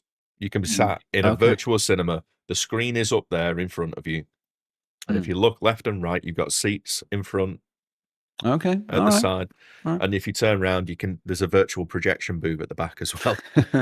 Nice. And depending on how powerful your headset is, you can turn on like an active lighting thing. So the light from the screen will shine onto the lights on the walls. So you get that ambient kind of like occlusion from. Yeah. But I prefer just turning all of that shit off and just having everything completely black. And you can increase the screen size, height, and you can actually curve it around on virtual desktop as well. So you can get a slight curve. Yeah. And perception, like the actual screen does look. It's because you can move it back and forward as well, so you can have like the distance of the screen. You can bring it really close up to your face, but then you can't really watch a film like that. But you can set it so it feels natural, like as if you were sat in a cinema and you've got a larger than, I don't know, maybe a 20, 30-foot screen in front of you. Right. It does feel like that as well. It genuinely does feel like you're at a cinema. Does that not mess with the quality of it? I mean, because surely if you've downloaded a film or I know you're not putting DVDs in anymore, but surely it's limited by the quality of your video. I would assume you'd have to download some 4K or. Well, everything that I've watched through it so far has been 4K. I've watched the odd 1080p, and that looks fine. You can kind of see. It depends on the quality of the headset and the actual the screens that are in the headset. And the Quest 3 has a decent pixel density on the screens that are used in there. It can be a little bit grainy sometimes, but again, that's dependent on the quality of the content that you're viewing. And you can sometimes see kind of like stair stepping on the individual pixels on like a hard line. Yeah, from the pixel grid. But as resolutions increase on the headsets, that's going to become less and less of an issue, because I know you got like the higher end stuff like the Pimax headsets, but they're really expensive. But the pixel density on those is kind of like so small, it's imperceptible. You can't see it. It's effectively a 4K screen as big as you want in front of your face. Right. But Okay. the headset itself is fucking huge as well on those. Right. Yeah. So on a consumer level, I think the technology that we have, Hilly's right, the technology that we have is good enough. But it comes down to the battery aspect of it, because if you're using a wire-free headset like the Quest, you're limited to a couple of hours gameplay. You can probably push that to like 3.5 hours watching a movie, because you're just watching a movie. It's not, the CPU isn't being taxed or tested in any way. But if you're playing a game, just playing a video. Yeah, even with an extended battery pack, you're looking at maybe 2 hours tops, 2.5 hours, depending on the game that you're playing. And it's such a difficult thing, because I enjoy it, but it's not perfect. It's not consumer friendly. I don't think it's for people like us who, 1, have the budget, 2, have the room, and 3, have the technical knowledge. Because I don't think it's an easy thing to play games on it if you're streaming from a PC. It's not as simple as just putting your headset on and firing the PC up and just away you go. You have to have everything just right.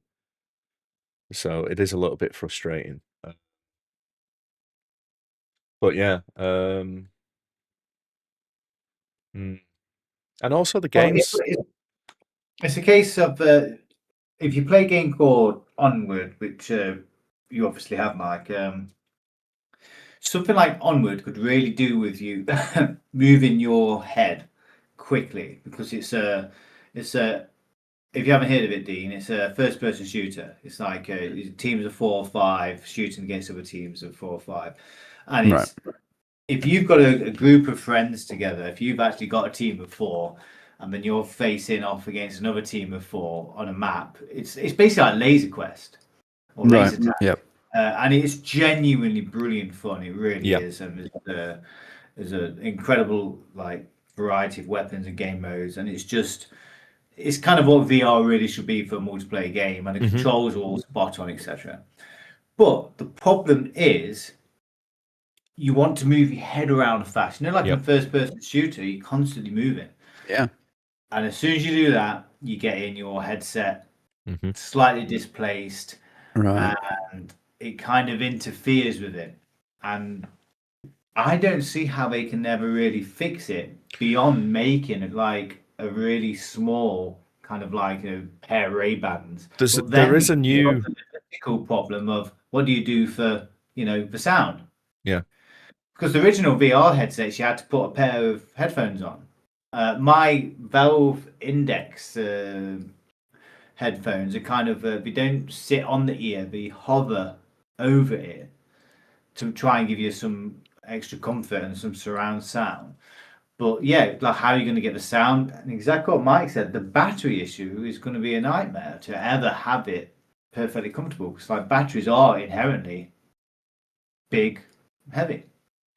There's a headset, is it Big Screen Beyond, that is like a domino mask over the eyes, and if you have an iPhone, you can take a LiDAR scan of your face and send it off to them when you purchase it, and they will 3D print a custom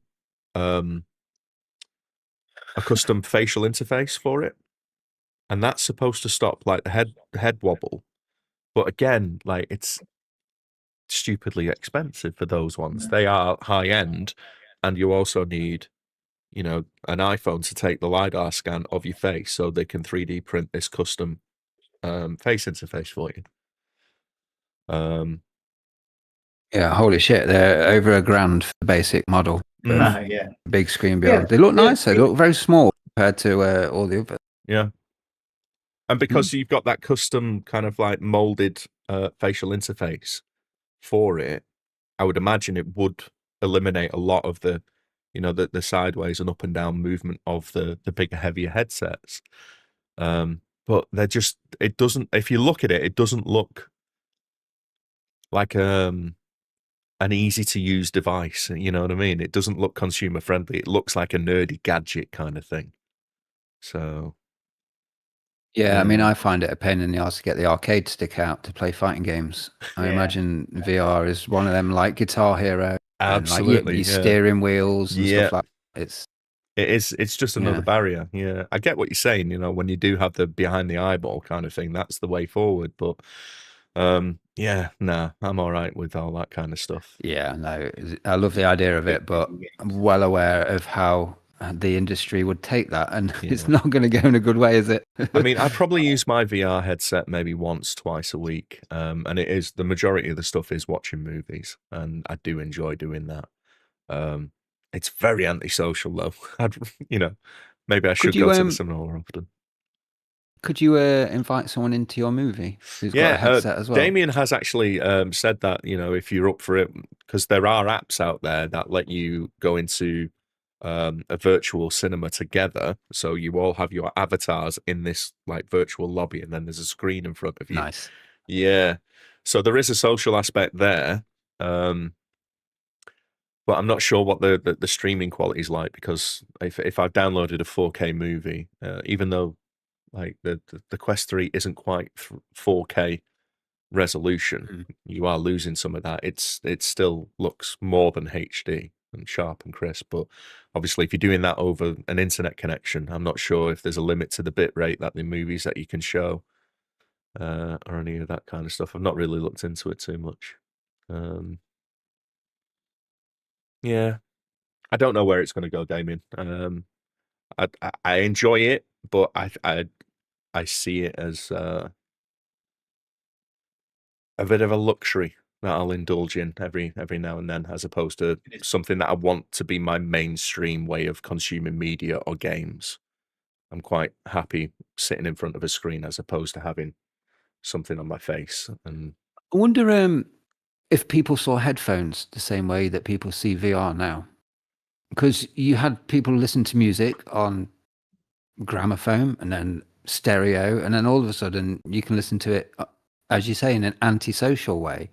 That's the same as watching a film with VR in a way, isn't it? That's a good Will point. it become standard like headphones have? Because I mean, you know, Mike, because the job you do, you drive around town all day. Everybody's wearing fucking headphones nowadays. So yeah, will it be that as popular as that? I don't think so, because it takes away your vision effectively. It makes you blind once you're in there. Whereas you take your hearing away, you can still function in the real world. Whereas if you cutting your eyesight out, then effectively you are having to be in a safe space, and you're not able to do day-to-day stuff. So I don't. That's true. Plus, I think if it was going to take off in a mainstream way, like listening to music with headphones and stuff, it would have happened by now, because it's been on the market long enough, and it's just not gaining that traction. And you can see that in the software. There's just not there's no big games coming out for it. There are games, but they're all kind of like shovelware shit, Yeah. There's loads of that stuff. There's some fun small games, but you don't really get anything serious. My VR is mainly used for Skyrim, which just said everything really, or golf. Have you tried that Asgard's? Oh no, it's Quest exclusive, isn't it? So. But it's saying now I haven't played Skyrim VR for about 3 years, about 2 years. I upgraded my PC, lost all the mods for it, and I can't bother to remod it again. So pretty much only play Onward or golf on it. Although golf is phenomenal. But yeah, with things like VR as well, it's easy to assume once a piece of technology arises that it's just going to keep getting better, and then one day everyone's going to accept it. Or when we're talking about the behind the eye stuff, a lot of this stuff exists, in prototype. But the idea that one day the world's going to be some sort of giant technological, like I don't know, thing that we see in Blade Runner or stuff like that. You've got to think like it might not actually happen. High technology might actually plateau. It might not keep getting better. We just assume it's going to keep propelling forward and forward. But generally speaking, it's like how many people are actually going to say, yeah, put a game behind my eyes? Like, digital ID is hard enough to sell, let alone putting a game behind your eyeballs. But like a lot of this stuff, I always notice is a lot of technology is bigged up to kind of like boost shareholder prices. Yeah. Nvidia are amazing at doing that. They will talk about this, that, and the other, but they've done it with AI. Look how much money they've made since like they've really pushed AI as a thing to do. But like, is AI going to be that much better in 40 years? I mean, we don't know. I mean, I'm obviously going to be proven right or wrong here, but it's not a given. That's what I'm saying. It's the same with VR. It might just disappear completely again. Yeah.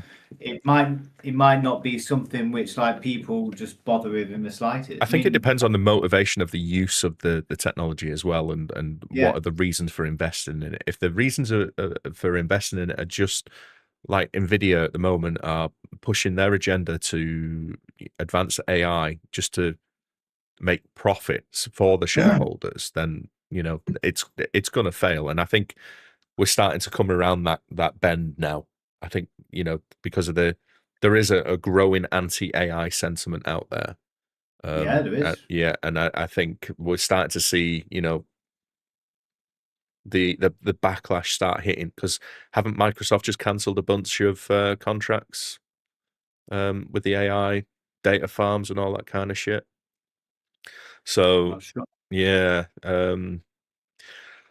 I don't want to get into the AI conversation again because it's fucking so depressing. It really is. I just want to be able to buy RAM, man. Oh, right. Okay. Go on. So I was just going to quickly say, like, it's like the robot stuff. Who's that company which always make the amazing robot tech demos? Oh, isn't it Boston Dynamics or something like that? That's it, Boston Dynamics, yeah. If you look at Boston Dynamics, they've been releasing tech demos for 30 years, promising us like robots again and again and again. Don't get me wrong, I'm not ignorant to robot technology at the minute. But Boston Dynamics are an amazing example of a company who just completely sells its products like on the potential one day. And then they've been bought and sold about like a dozen times, because each company is like, oh, robotics is going to be the future. We need to invest in Boston Dynamics. They get bought out, and then the company's like, well, you're not producing anything. Yep. And then we sell them on again, and it's like Boston Dynamics are just making millions by just making tech videos.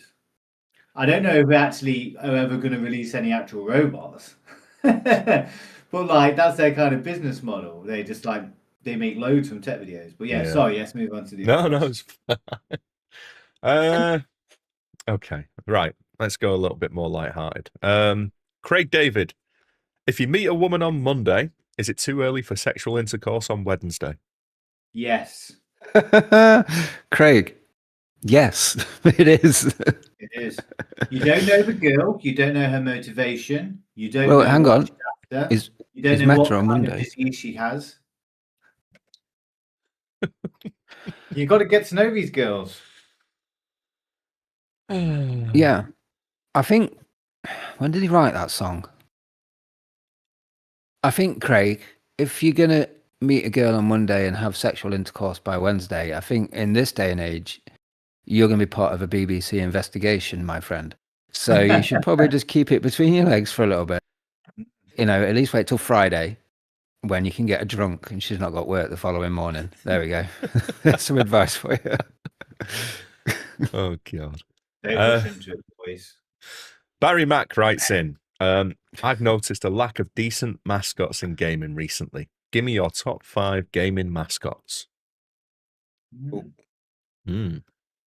So, I'm assuming like... What's that, Hilly? Sorry? So I'm assuming we mean like Pikachu and... Yeah, Sonic, Mario's, say. Crash Bandicoots, Zool. Lara. Yeah. He's right. You don't get mascots like that anymore, really. No, you don't. I'm trying to think of a modern game that's got like a mascot type character. I think like Zool. Ratchet and Clank, maybe. Yeah. We tried to do one with Sly Badger or whatever he was. What was it? Sly Badger. Sly Cooper. That's Sly Cocoon, or I forgot what he was. He's black. Never heard of him. Top See. 5 gaming mascots. All right, we can do that. It's from our era when we were younger, Sly isn't it? Raccoon, yeah. Are we going to do individual or are we going to do collective for the top 5? Oh, we'll do it mascots? individual, yeah. I mean, who wants to go first? I think I could pull a 5 out if you want some time. Go for it. So Ryu or Ryu for Street Fighter. Mhm. He is the mascot of Street Fighter. There's Absolutely. been some kind of like argument about who is the real mascot of Street Fighter. But no, it's Ryu. Mario, I think. Really? Or Mr. Plumber Man. Mr. Jump Plumber Man. Really? Okay. I genuinely like Mario though. My favorite games, a lot of my favorite games are like Mario games. Yeah, me too. But I just think Mario is just a soulless voice and hat. I That's know, how I but see he's. Mario. I mean, he's recognizable worldwide, though, mate. Oh, yeah, I mean, if you're 100%, talking yeah. mascots, then like, yeah. Yeah, true. All right. Yeah, you're right actually, because this isn't mascot, is it? This is literally like I never picked Mario Kart, for example. Pick Toad. Of No, course but I picked Toad. But the game's named after him. You know what? I revoke Mario. I relegate him. Would you Ow. say Toad was a mascot though? No, he's not. He's not in a No. store. No, neither is Luigi. What about Yoshi? He's got his own games. He has got his own games, but not a mascot. So I'm gonna say so Ryu, Sonic. Yes. Sonic also has the best memes.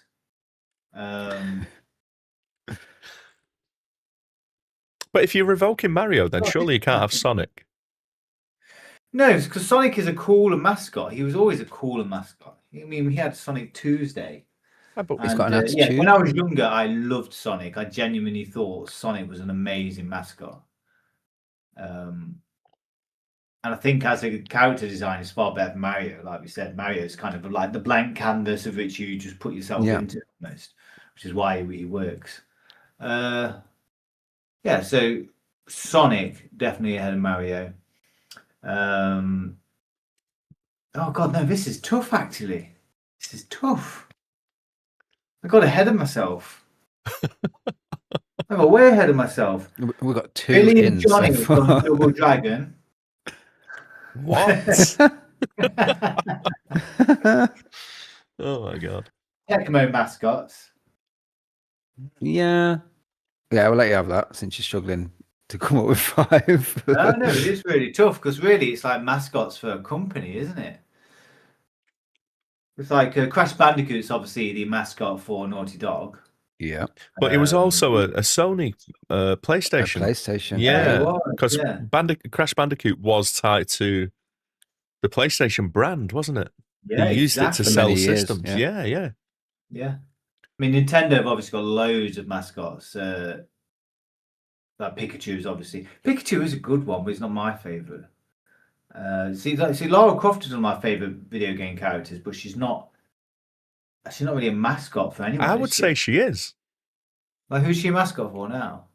Well, back in it's similar to Crash Bandicoot. Women. She was tied to the PlayStation brand originally. Yeah, she was pretty synonymous On with Sega it. Saturn first, actually. I know, Yeah, but when you she's thought of synonymous Tomb with Raider, it. you thought of the PlayStation. You did, yeah. And that was Yeah. obviously genius marketing on their point of view, but still. It's like, who's a mascot for the 360? Marcus Chief. Phoenix. Actually, yeah, good Master shout. Chief. Yeah, Good point actually. But yeah, that's not mine. You know what? I need a bit more time to think of this. 5 might be a stretch. All right, okay, I can go, I think. Yeah, go on. So I'm going old school. No particular order. I'm going to go with James Pond.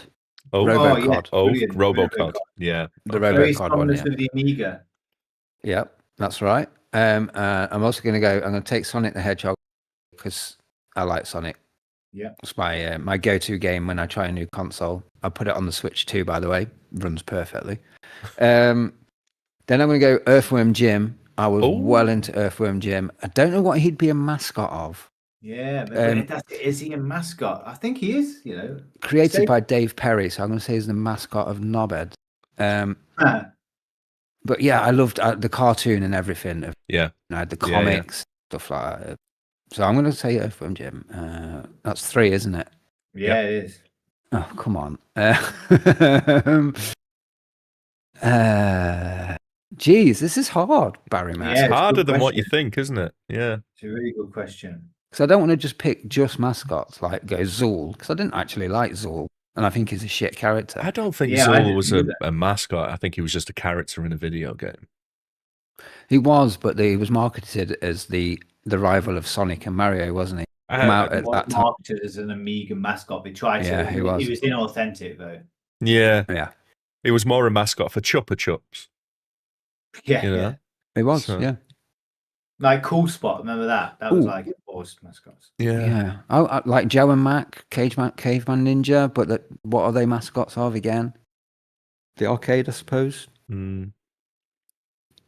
Bob and Bob, the dragons from Bubble Bobble.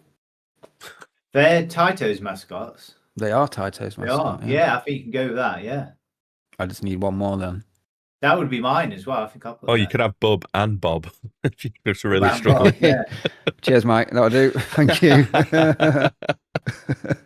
Mike, top 5, please. Oh, God. I have got a third now, but this is going back to when I was a kid, and it was kind of mascot for the Spectrum when I first got into the Spectrum, and that's Monty Mole. Oh, yeah. He was kind of synonymous with the Spectrum and also the C64. But he was like Gremlin Graphics' his mascot, and you always saw adverts for Gremlin Graphics with like a picture of Monty Mole in them. So I reckon he was, for me at least, a mascot for the Spectrum. I used to associate Monty Mole games with Spectrum, even though it wasn't a Spectrum game. Obviously, the best Monty Mole soundtrack was on the C64. Yeah, but I think he was a mascot. I'm going to go. Horace was one. Horace goes skiing. Yeah, he was very. Well, I'm going to go off the back of Hilly there. I'm going to go with another left field one and say Dizzy. Oh, of course. Dizzy Egg. Yeah. Oh, yeah, they definitely. have that. Yeah, I love Dizzy as well. Yeah, Dizzy. Yeah, nice one. Those games were hard as well. Oh, they're brilliant. Really hard. Treasure Island with the single life. Yes. Yeah. Yes. I finished. Fantasy was difficult as well. Yeah. Yeah, I finished that at Christmas. Really? Yeah. Yeah. Nice. I'm very happy to. Snake from Metal Gear Solid. I would say he's a mascot. Konami. Yeah. Konami, yeah. Yeah. Who were Konami's mascots then before Snake? No, it would be Snake, wouldn't it? The 2 guys from Contra, I guess. The 2 guys. Yeah, I don't know the names. And in fact, isn't a cheat code but more of a mascot than the Contra guys?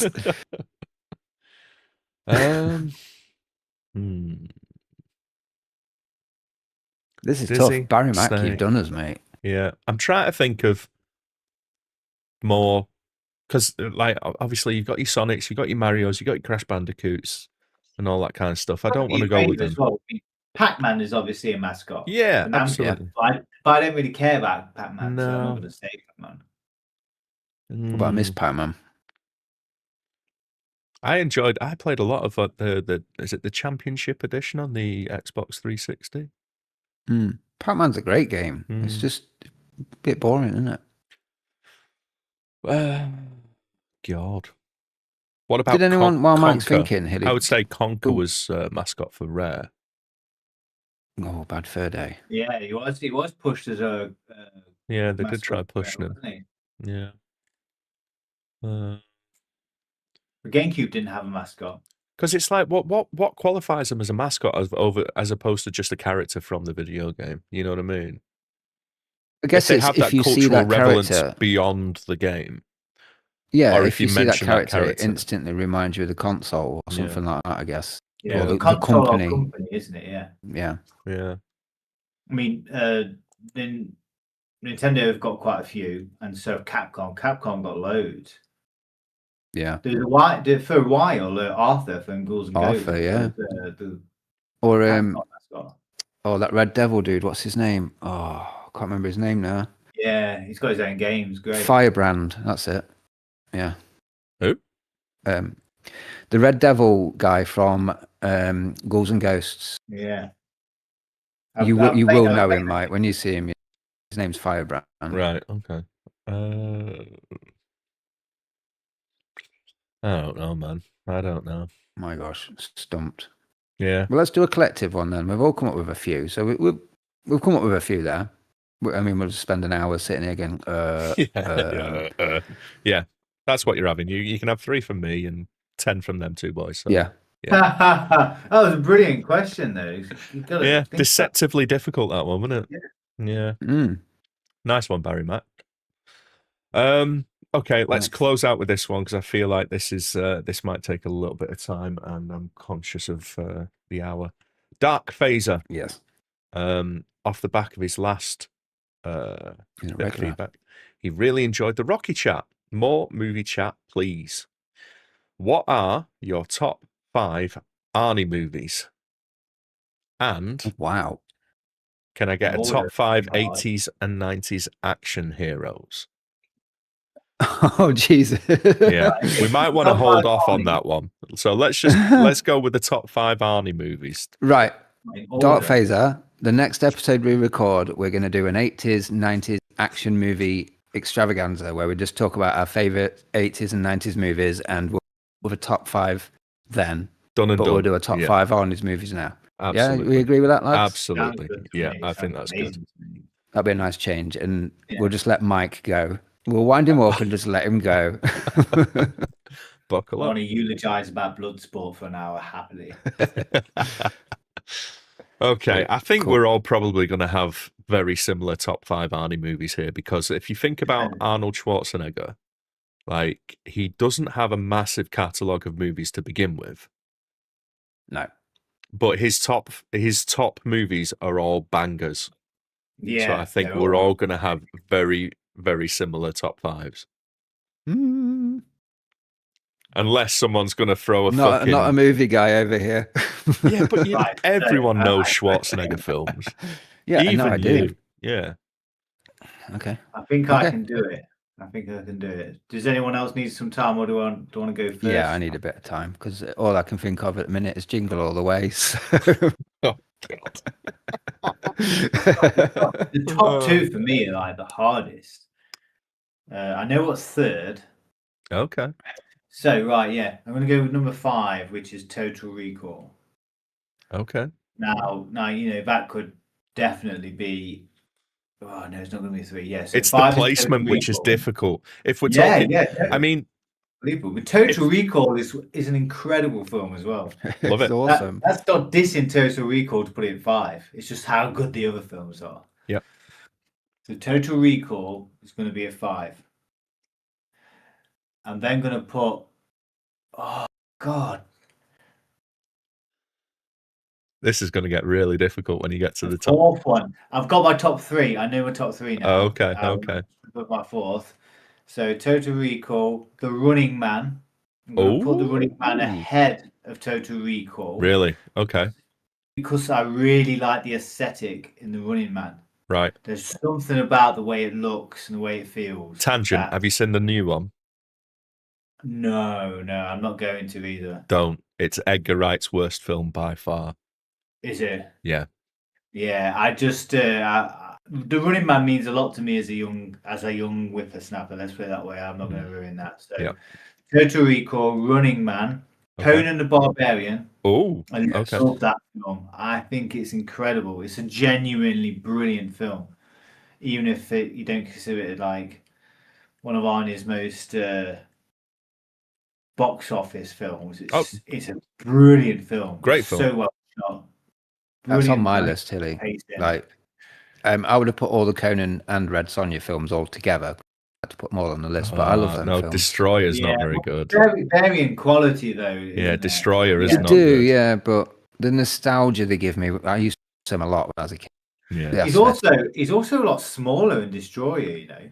He's trimmed down quite a bit to it. He's a lot bulkier in Conan. He looks more ferocious. He's quite lean in Destroyer. I mean, Sarni looks incredible. But so here's the top two.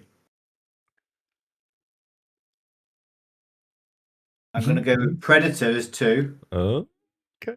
And the original Terminator as 1. Terminator 2 hasn't made my top 5. MT2. Terminator for me is just out of this world. It means so much to me. And the soundtrack to it is absolutely perfect. Absolutely incomparable. So good. You've put Conan before Terminator 2? That is a hot take. Yeah. That is a hot take. I respect the balls on him. I think Dark Phaser's just turned off and he's walked away.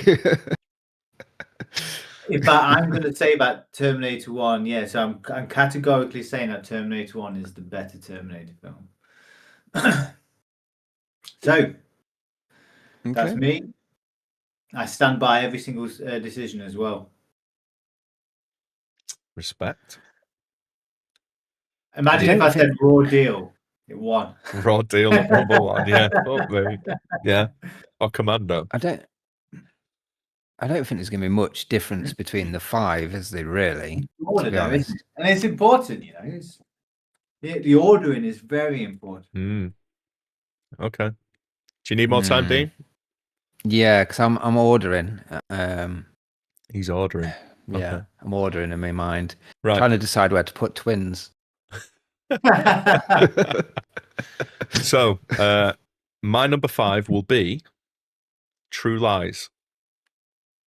Oh, touch. Dark Horse. Dark Horse. Yep. I think it's a great attempt at a Bond movie with Schwarzenegger as James Bond and James Cameron directing it. So that would be my number 5. My number 4 will be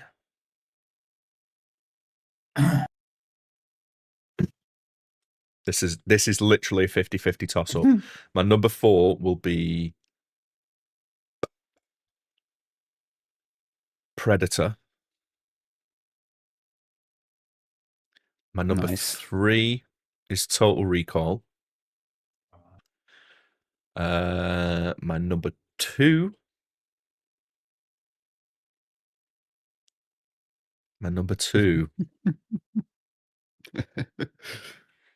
This is serious stuff, Mike. This is genuine. It really is. This is. I mean, ideally, I would like these to be like one pick, but my number 2 is going to be Terminator, the original Terminator, which I maintain is a perfect movie. However, Terminator 2 would be my number 1. I think it's his iconic role. You think of Schwarzenegger, and you think of him on the bike with the fucking glasses on, the one red eye shining through the sunglasses, like that poster.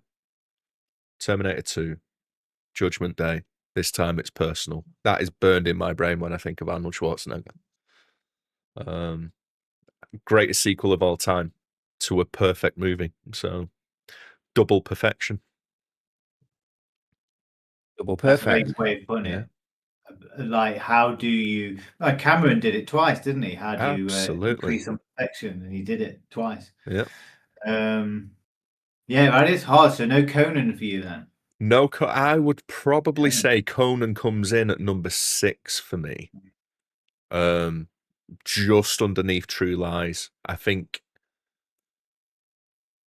it was a great 80s attempt at sword and sandal fantasy. But I think it's aged just a little bit worse than other 80s movies of the ilk. I think like some of the effects with the snake, Tulsa Doom and all that kind of, it hasn't aged very well compared to other 80s fantasy films, which it doesn't. I bump into it a little bit more than what I do with something like, I don't know, like the Cyclops effect in Krull and shit like that. Do you know what I mean? Yeah. But still like top tier Schwarzenegger. But yeah, A top 5 is genuinely difficult. 100%. because it's like there's a definitively strong top 8. So They're all to admit they're all something- iconic, but then his drop off is kind of notable.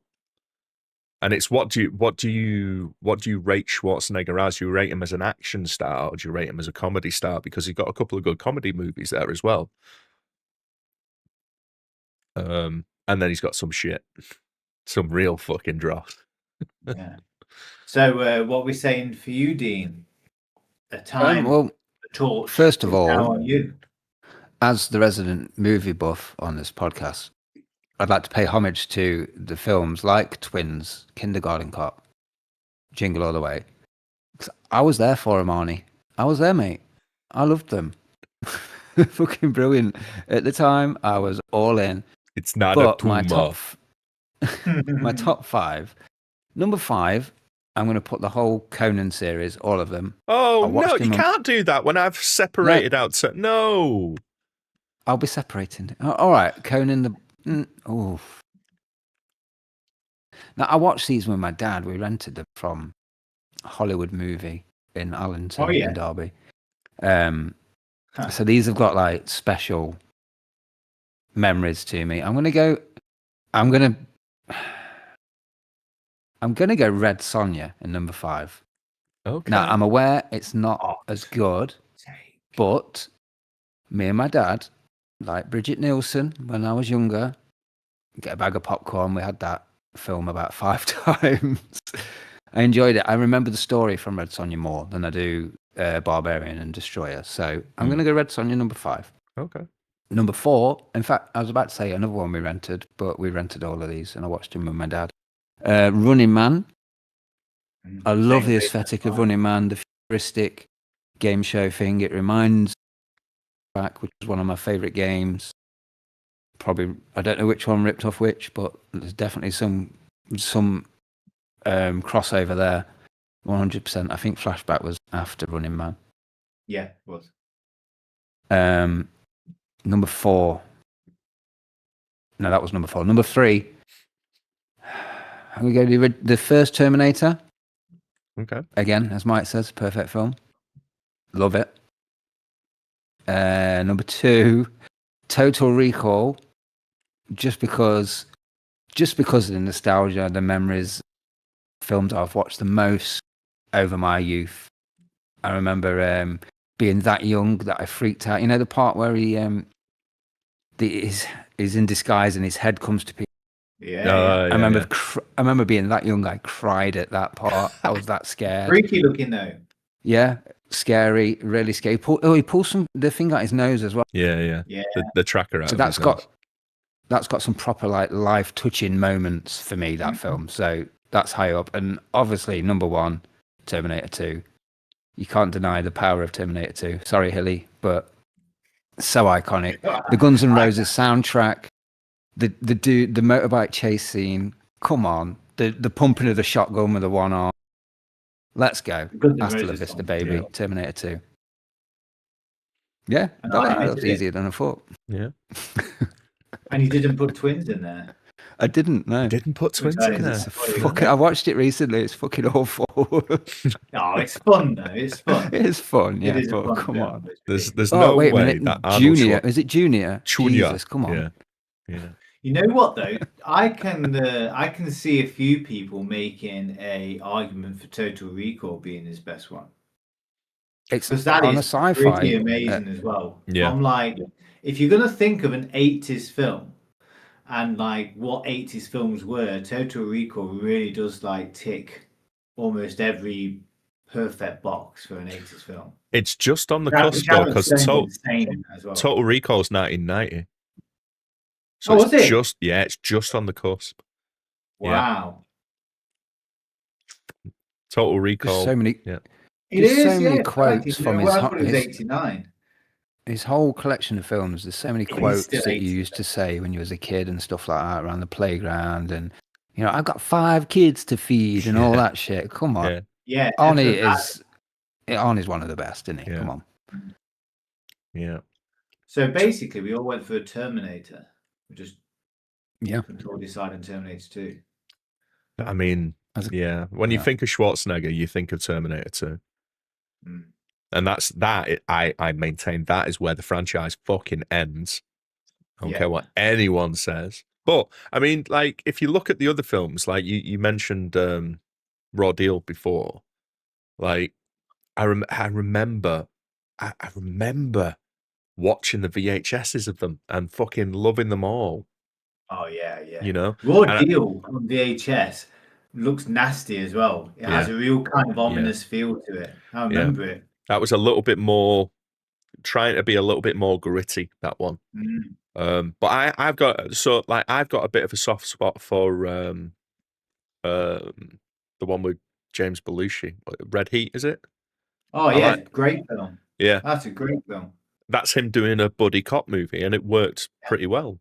You know, I mean, his Russian accent doesn't make any sense because he's obviously Austrian. But like, yeah, it was a buddy cop movie with Belushi and fucking Schwarzenegger. And I think that opening scene in Red Heat led to a really good opening segment in the Spectrum game of Red Heat.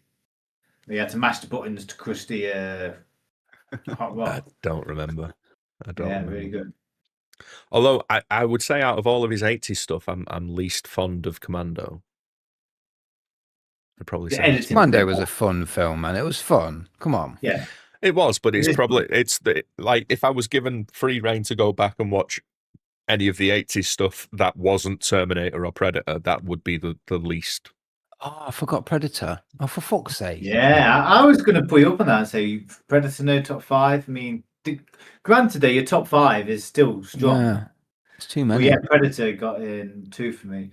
Now, do you know what ruins Commando for me? Is that what's his name? The Aussie guy. Yeah. His Netherlands outfit. Guy. He's still his outfit is just 2 village gay. people Too gay. Seriously. It's just so gay. And he's still in Mad Max. He's still in Mad Max, isn't he? You know, it's just ridiculous because he's a big guy. You know, in real life, he's like a big guy.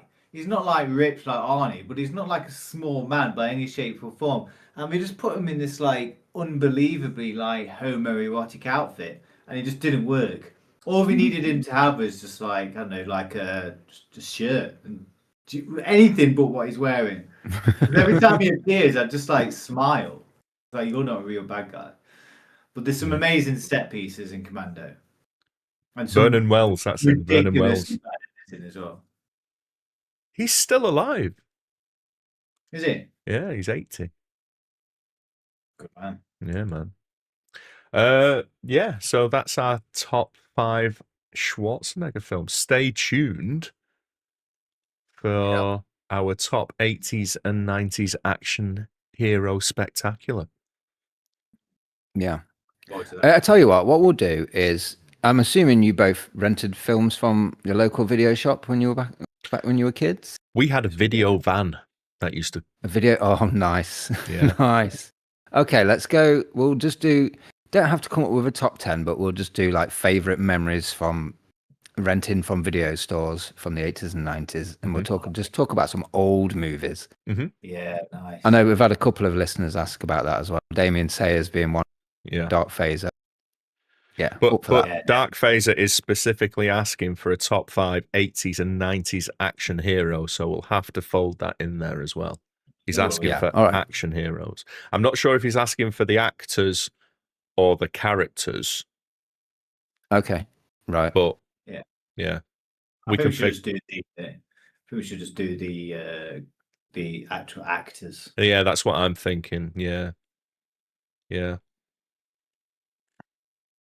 Okay, well, before we call this section to a close, Mike, I got a message the other day. I'm going to keep it quick because it's getting late. I got a message from a friend of the podcast, Bren, who we used to podcast with. Oh, really? Yes, he's been catching up on the episodes. He's doing well. Good. He's doing really well. And, you know, along with the pleasantries, all of a sudden, I started getting like just messages in rant form as he was listening. So I'm just going to read a couple of these. Feel free to respond if you want. And as you know, Brendan, you won't offend him. Episode 2, Fuming. Mike is just being controversial for the sake of being controversial. Red Dead Redemption 2 and The Last of Us, overrated? Fuck off. My favourite games of the modern era. And Detroit Became Human, I enjoyed as well. Oh. Nah, he lost me at the end there, to be honest. Yeah. That was Just part come down. one. That was rant one. Rant number 1. Shit. The Last of Us 1 and 2, the world's gone to shit. Everyone you love is dead. It's not meant to be happy game. The only happy part is if you survive in a post-apocalyptic world. Granted, I didn't like them killing off Joel. Spoilers, sorry. That was bullshit. And they could have just said they could have 2 female leads. There you go. That's about all he said, but he's not happy with your overrated picks there, Mike.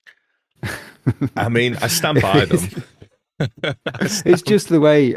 If you see, I can't really show you like the message come through one by one, like into some mad Having rant as he's spoken to listening Bren, to I him. know exactly how that would have been delivered. So,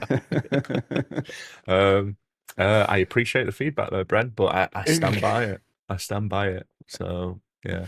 He also I'm not said saying the I'm most. not like for the Last of Us Part 2 stuff. I'm not saying it needed to be a comedy, but a couple of moments of levity wouldn't have gone amiss in a game that's like 20, 30 hours long. Which I genuinely felt like, killing myself afterwards. So, I wish someone had taken a golf club to my fucking head after playing that game for that long, I would like to just kill Bren's argument if I can do shortly. He's killed his own argument here. There was just a choice excerpts from what he sent me. He moaned about Resident and then it said, it's time of which I'm short. That's why I just play farming sim or football manager most of the time. Zelda, The Link to the Past, and hated the Wind Waker. Come on, Bren. What else did he say? Oh, that's about it, really. Yeah. Wind Waker on Cube was 100% made to attract a new army of young players picking up Zelda. Smash Brothers is the best game on the GameCube. Ooh, I mean, Melee is a great game. It is good. It is a great game. But unlockables as well. Yeah. Mewtwo was a motherfucker to unlock. I think you needed to have played like 200 matches or something. Yeah, or was it 200 wins that you needed or something like that? That took a while to unlock him. So I remember that. I did it. Yeah. With my girlfriend. Yeah. Brent, you brought up some good points, but honestly, with the Zelda comment at the end, you lost me. The Wind Waker being awful. Come on, mate. It's one of my favourite games. I mean, it's nice to hear from him. Oh yeah, Even if exactly. it's expletive laden. It came across exactly as you can imagine it. I know you don't know him, Hilly, but he's a lovely bloke, but he gets a bit excited sometimes. Bless him. I do. God, maybe we should have him. Maybe we should have him on the pod one day. I'll quite happily have Ben on one day, just to tear apart something that we all love. Or tell us how fucking wrong we are about something else. Yeah, that's it. But Bren, use the form next time. Don't tell me straight off, because I'll just fuck it up like I just did do. So no, that was a nice surprise, mate. Actually, because I genuinely haven't seen that. I know you said before we started recording that you had a bit of feedback for me, but you didn't say anything else. So it's a nice surprise to know it's come from Brent. Because if it had come through the email or something, I would have seen that. So yeah, there you go. That is a nice surprise. But yeah, I think that might be us, lads. The time is cracking on. We said we'd be done before midnight. We've managed 7 minutes before midnight, so we're doing well. And we've also got a topic for the next episode out of this. Yeah, I'm looking forward to that. I am as well. Yeah, I'm really looking forward to it. We should organise it soon. Definitely. Yeah, we should organise it soon. When that will be. Oh, also, can't remember who asked me. Someone asked what the fuck was going on with the schedule release of the podcast. We're all lazy. It's been a bit here and there. But we just release it as we record it. We'll probably do one a month. We all have lives. It might be right. One of us has children, so it's just a case of making sure that we're all available, unfortunately. And exactly. Shifts clash, and we would like to be more regular, but one, we're lazy, and two, we all have kind of like work and family lives to work around. So we apologise if it comes across as a bit spotty, but that's why we tend to do a little bit longer form podcasts to make up for that. Exactly. Our motto is life first. Yeah. Life always comes first, and then the hobbies come second. So Absolutely. podcasting is a hobby for us. As Mike says, we try and smash in about 3 hours for you. So hold tight, and hopefully it's a nice little present one day when it pops up on your feed. So, you know. Yeah. Quality, not quantity. Hilly, yeah. Hilly, do we have any social connections or anything? We do. I was expecting you to fuck it up, and I fucked it up straight away. Yes, we do have social media all over the internet. We've got a Facebook page, we have a TikTok, we have an Instagram, we also have a YouTube. Just search for Sons of Glitches and All 4 and you will find us. And we also have an email if you want to send a rant to us about the fact that Terminator 2 isn't the best Arnold film. Whoa, hold your tongue. And you can say you can send that to sogpod@gmail.com. That's sogpod@gmail.com. And just put the subject title as Terminator 2 is not the best Terminator film. And also, as Hilly always forgets, if you scroll down on your podcast app, there's a cheeky little link to a form that you can fill out for questions or feedback. You don't have to register. You don't have to sign up. It just requires you to put a name. Obviously, we do get Craig David and people are messaging us, so you're amongst the top echelon of UK Z-list celebrities. So just do that. Yeah, if you want to join Shigeru Miyamoto in criticising our podcast, then please do that. I forgot we had Miyamoto. We had Shirley Bassey. Yeah. Miyamoto. What the fuck is this podcast? Send a fucking message to the podcast, you. I just imagine he sits there like that, like a gangster. Yeah, because Miyamoto is now from New York for some reason.